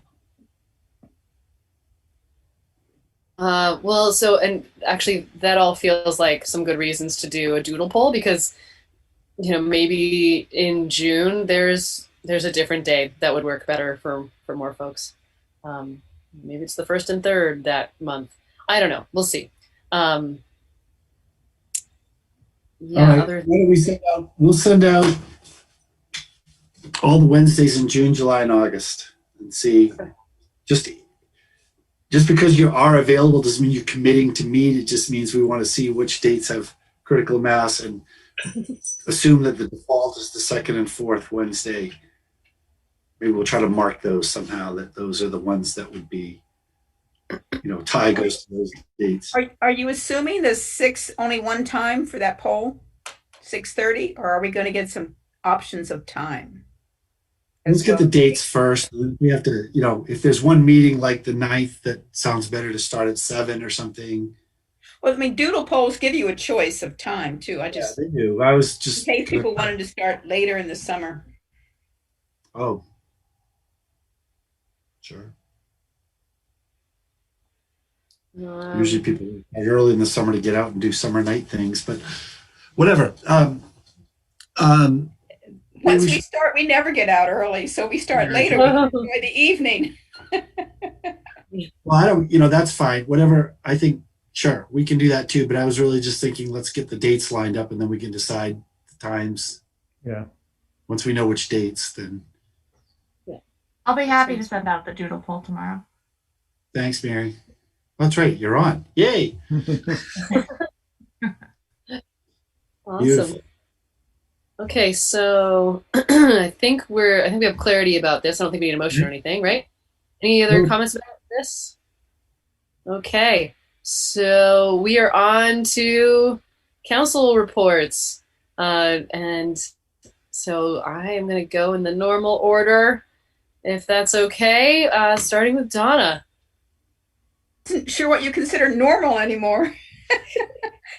But I really appreciate getting an appointment to most of the committees I asked for. Thank you.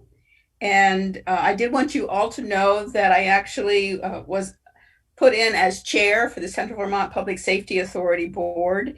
And one of my first official acts was a letter to the Senate Finance Committee dealing with H360 about broadband, and how broadband bill right now proposed excludes handheld radios and public safety of communication features that also need fiber. So we're just asking them to expand their language to include municipals to use broadband services to enhance radio systems, to plan for the public safety communication systems that will be using wireless in the future.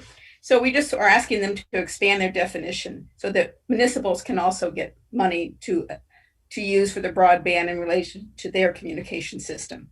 So I also reached out to our Washington delegates. So heads up, it's another plea from them to do something and pay attention.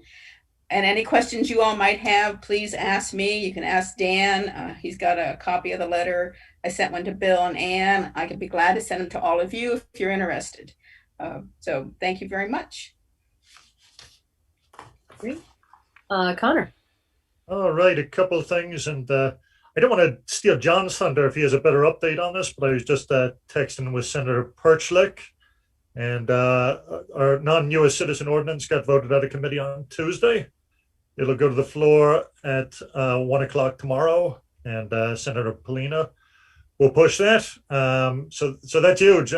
Senator Ballant, the president of the Senate, was very passionate in caucus recently, said we never treat ordinances like this.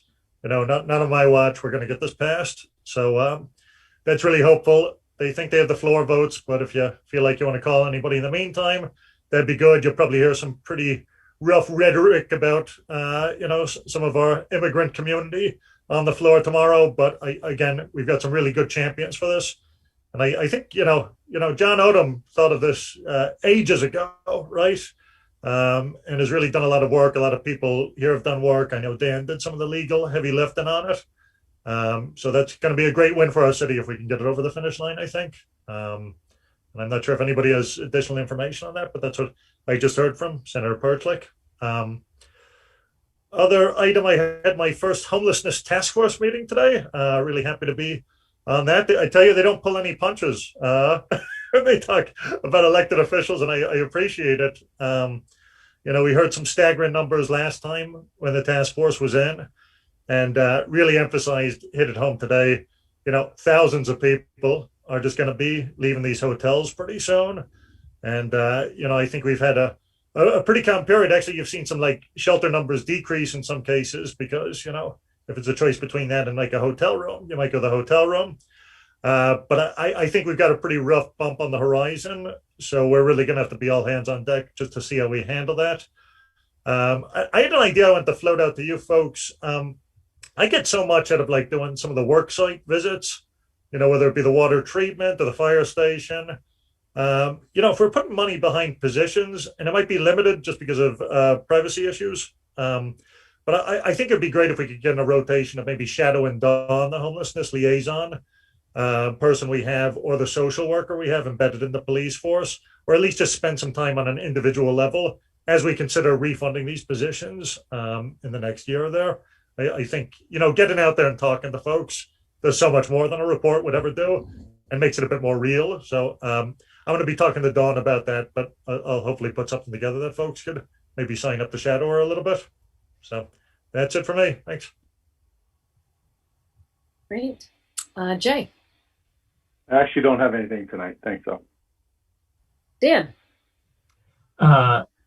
So I took a tour, as Connor mentioned, that we do with the water treatment plant, and got a tour from Jeff Wilson, who's the operator, and really an impressive operation that he runs up there. And I commended the Public Works and Kurt for the tour. I felt better than I ever have having a glass of water after the tour of that facility.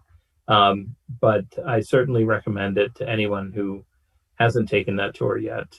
It's really an impressive facility that's very well run, and a credit to our city. And the water that we get is the cleanest in Vermont for surface water.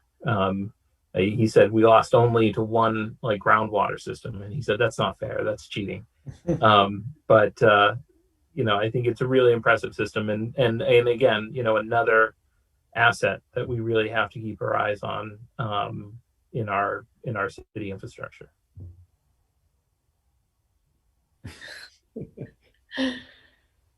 Jack.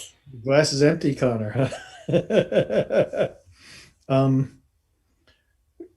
Couple of points. One is that we know we have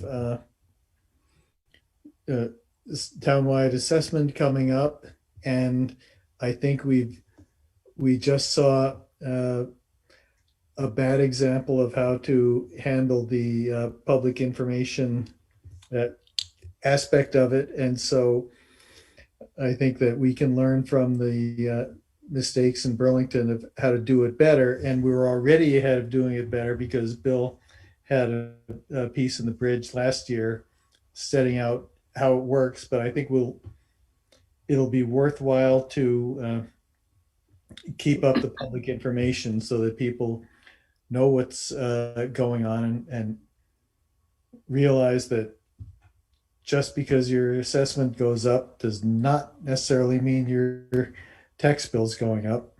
I also have an article that I will be sharing with the members of the council. It was from actually an opinion piece from the New York Times earlier this month, titled "How Lower Income Americans Get Cheated on Property Taxes."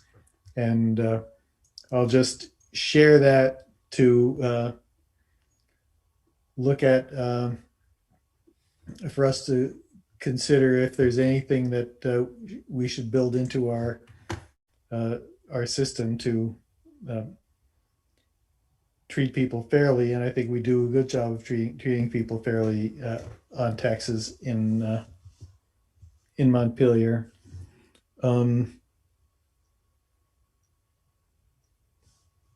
And speaking of Public Works, Bill, were you going to say something about the award?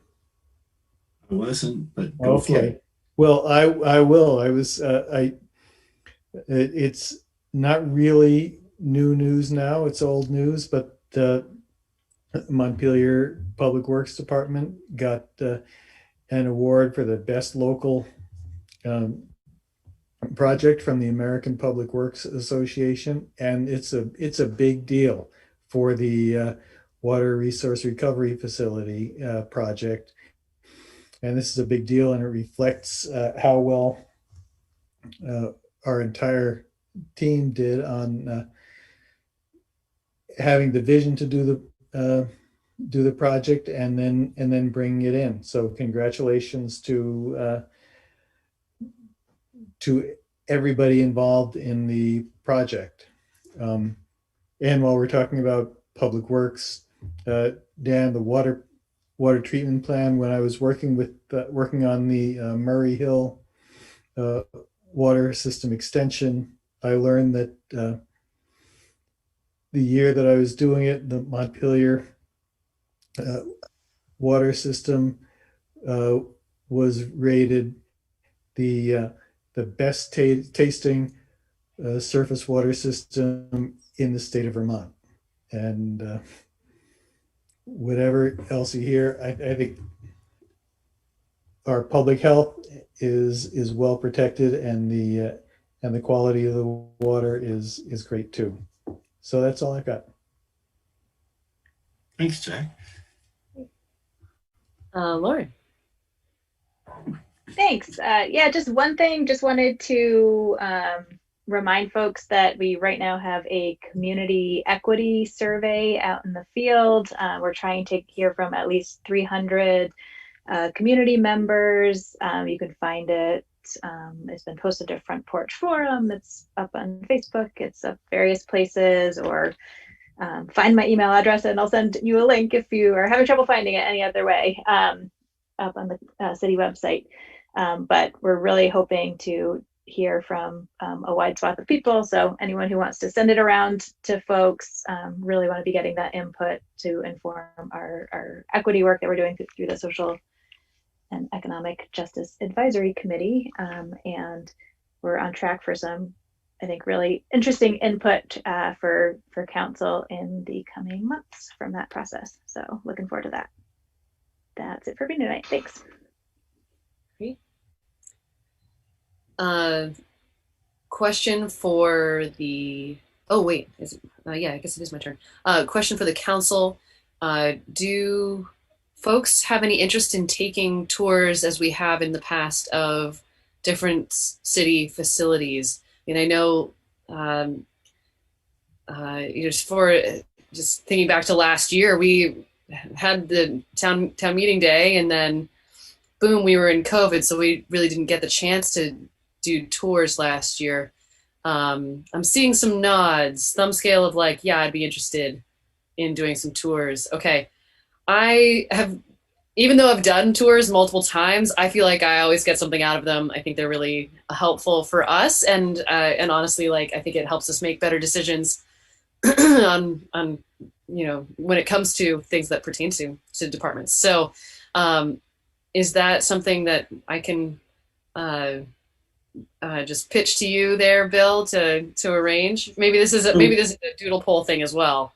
No, that's okay. But I mean, you're talking about group, all of you as a group, or just set some up? I know some of them, you folks have been doing them individually, and others, have some.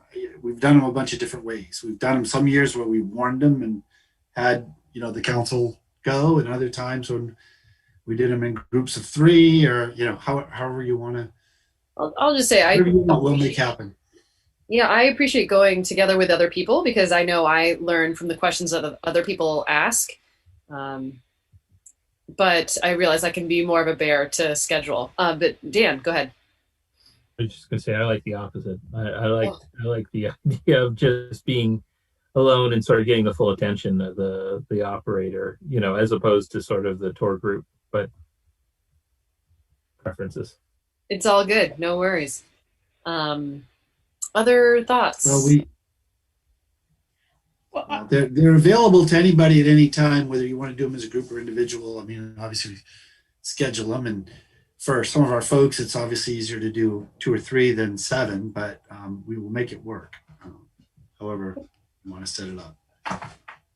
Yeah, Donna, go ahead. Well, I like the interaction that we had as a council. There was of just doing the visiting together, whether it was 3 or 4 of us or all of us. It was enjoyable in that way to be outside the council room. So if you post them, then we can all decide what we can do, and that's helpful. Yeah, and everyone may not be able to go to all of them, or folks might want to do some on their own. That's okay. But I'm picturing tours of all the major departments, just to get familiar. Well, especially, sorry. I'll say I'm especially interested in the updates to the water resource recovery facility. I know that's an ongoing project, but in as much as it's available for a tour, that I think would be very interesting. Yeah, I think they've asked us to wait about a month before we have people touring, just because of the construction status. But maybe as it wraps up, it'd be nice to tour, to see all the things that just got completed. So maybe what we'll do is just set up a series of tours with dates and let you all know that this is when the group tour is. And those that can make it, and those that can't are welcome to go to that particular thing on their own. And I imagine we do police, fire, water treatment, sewer treatment, the DPW garage, rec facilities. I don't know if you want to include senior center, city hall if you want. So, okay. You get too many that starts to wear people out, you all out. So, but okay. maybe schedule them over the next, one every other week over the next 12 or 14 weeks or something, so that it's not too much. Great. Okay, thank you. Awesome. And by we, I mean Mary. I knew what you meant. Okay, great. Also, just a heads up that 7 Days got in touch with me asking about just opinions on this bill that would allow utilities more freedom in making decisions, making authority, or giving more authority to municipalities instead of having to go through the charter amendment process all the time. So anyway, just a heads up, there's an article coming out about that soon. I hope you spoke in favor of that, Madam Mayor. I sure did. For the many charter amendments that we've passed over the past 3 years, my goodness, yes. I had lots of examples to draw from. Anyway, so that is it from me. John.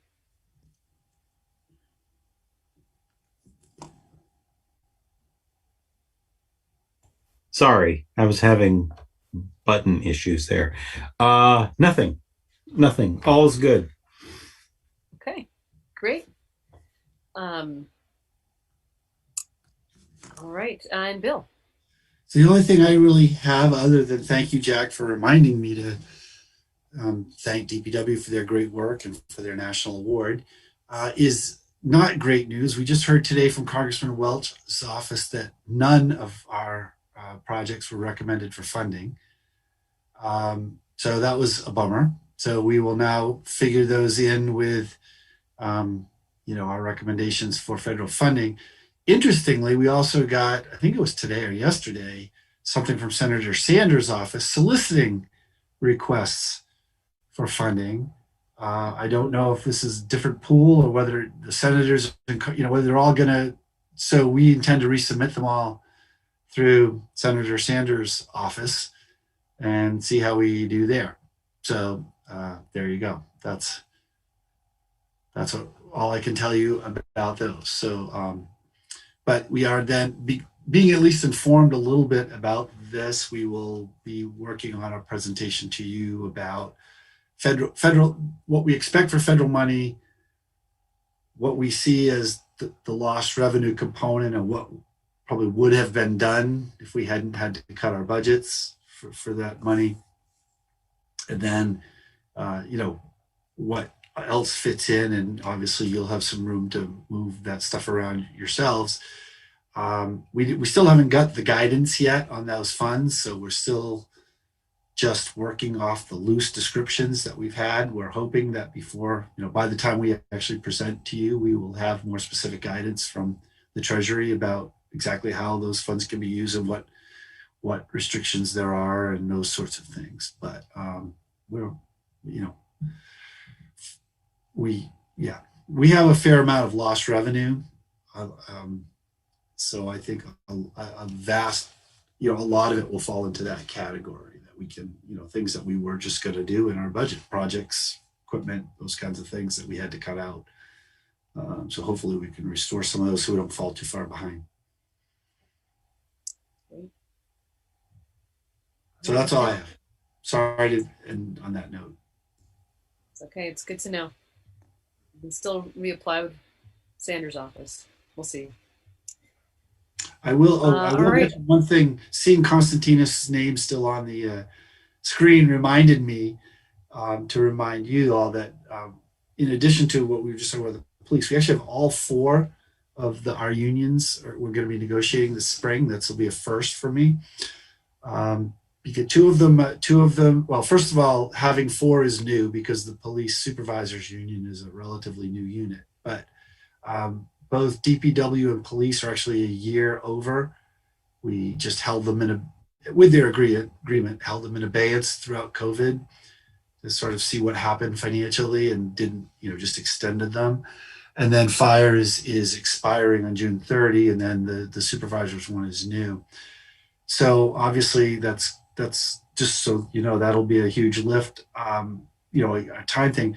But at the next meeting, I was going to schedule an executive session with you all just to talk philosophy and issues. And if any of you would like to participate on any or all, be a council rep on the bargaining committee, or to talk about how we include the police issues and those kinds of things in what is normally a pretty straightforward bargaining process, and being respectful of the collective bargaining process and its impact on our budget. So that's all. Just a heads up. No reason to discuss now. Okay. All right. Great. Thank you. All right. Well, everybody, thank you. And that is the end of our business. So without objection, we're going to adjourn. 10:40. Whew. Seemed earlier. I don't know how it suddenly became 10:40. The 45 minutes on the consent agenda set us back. That's all right. Okay. Have a good evening, everyone. Good meeting, folks. See you next time. Thank you.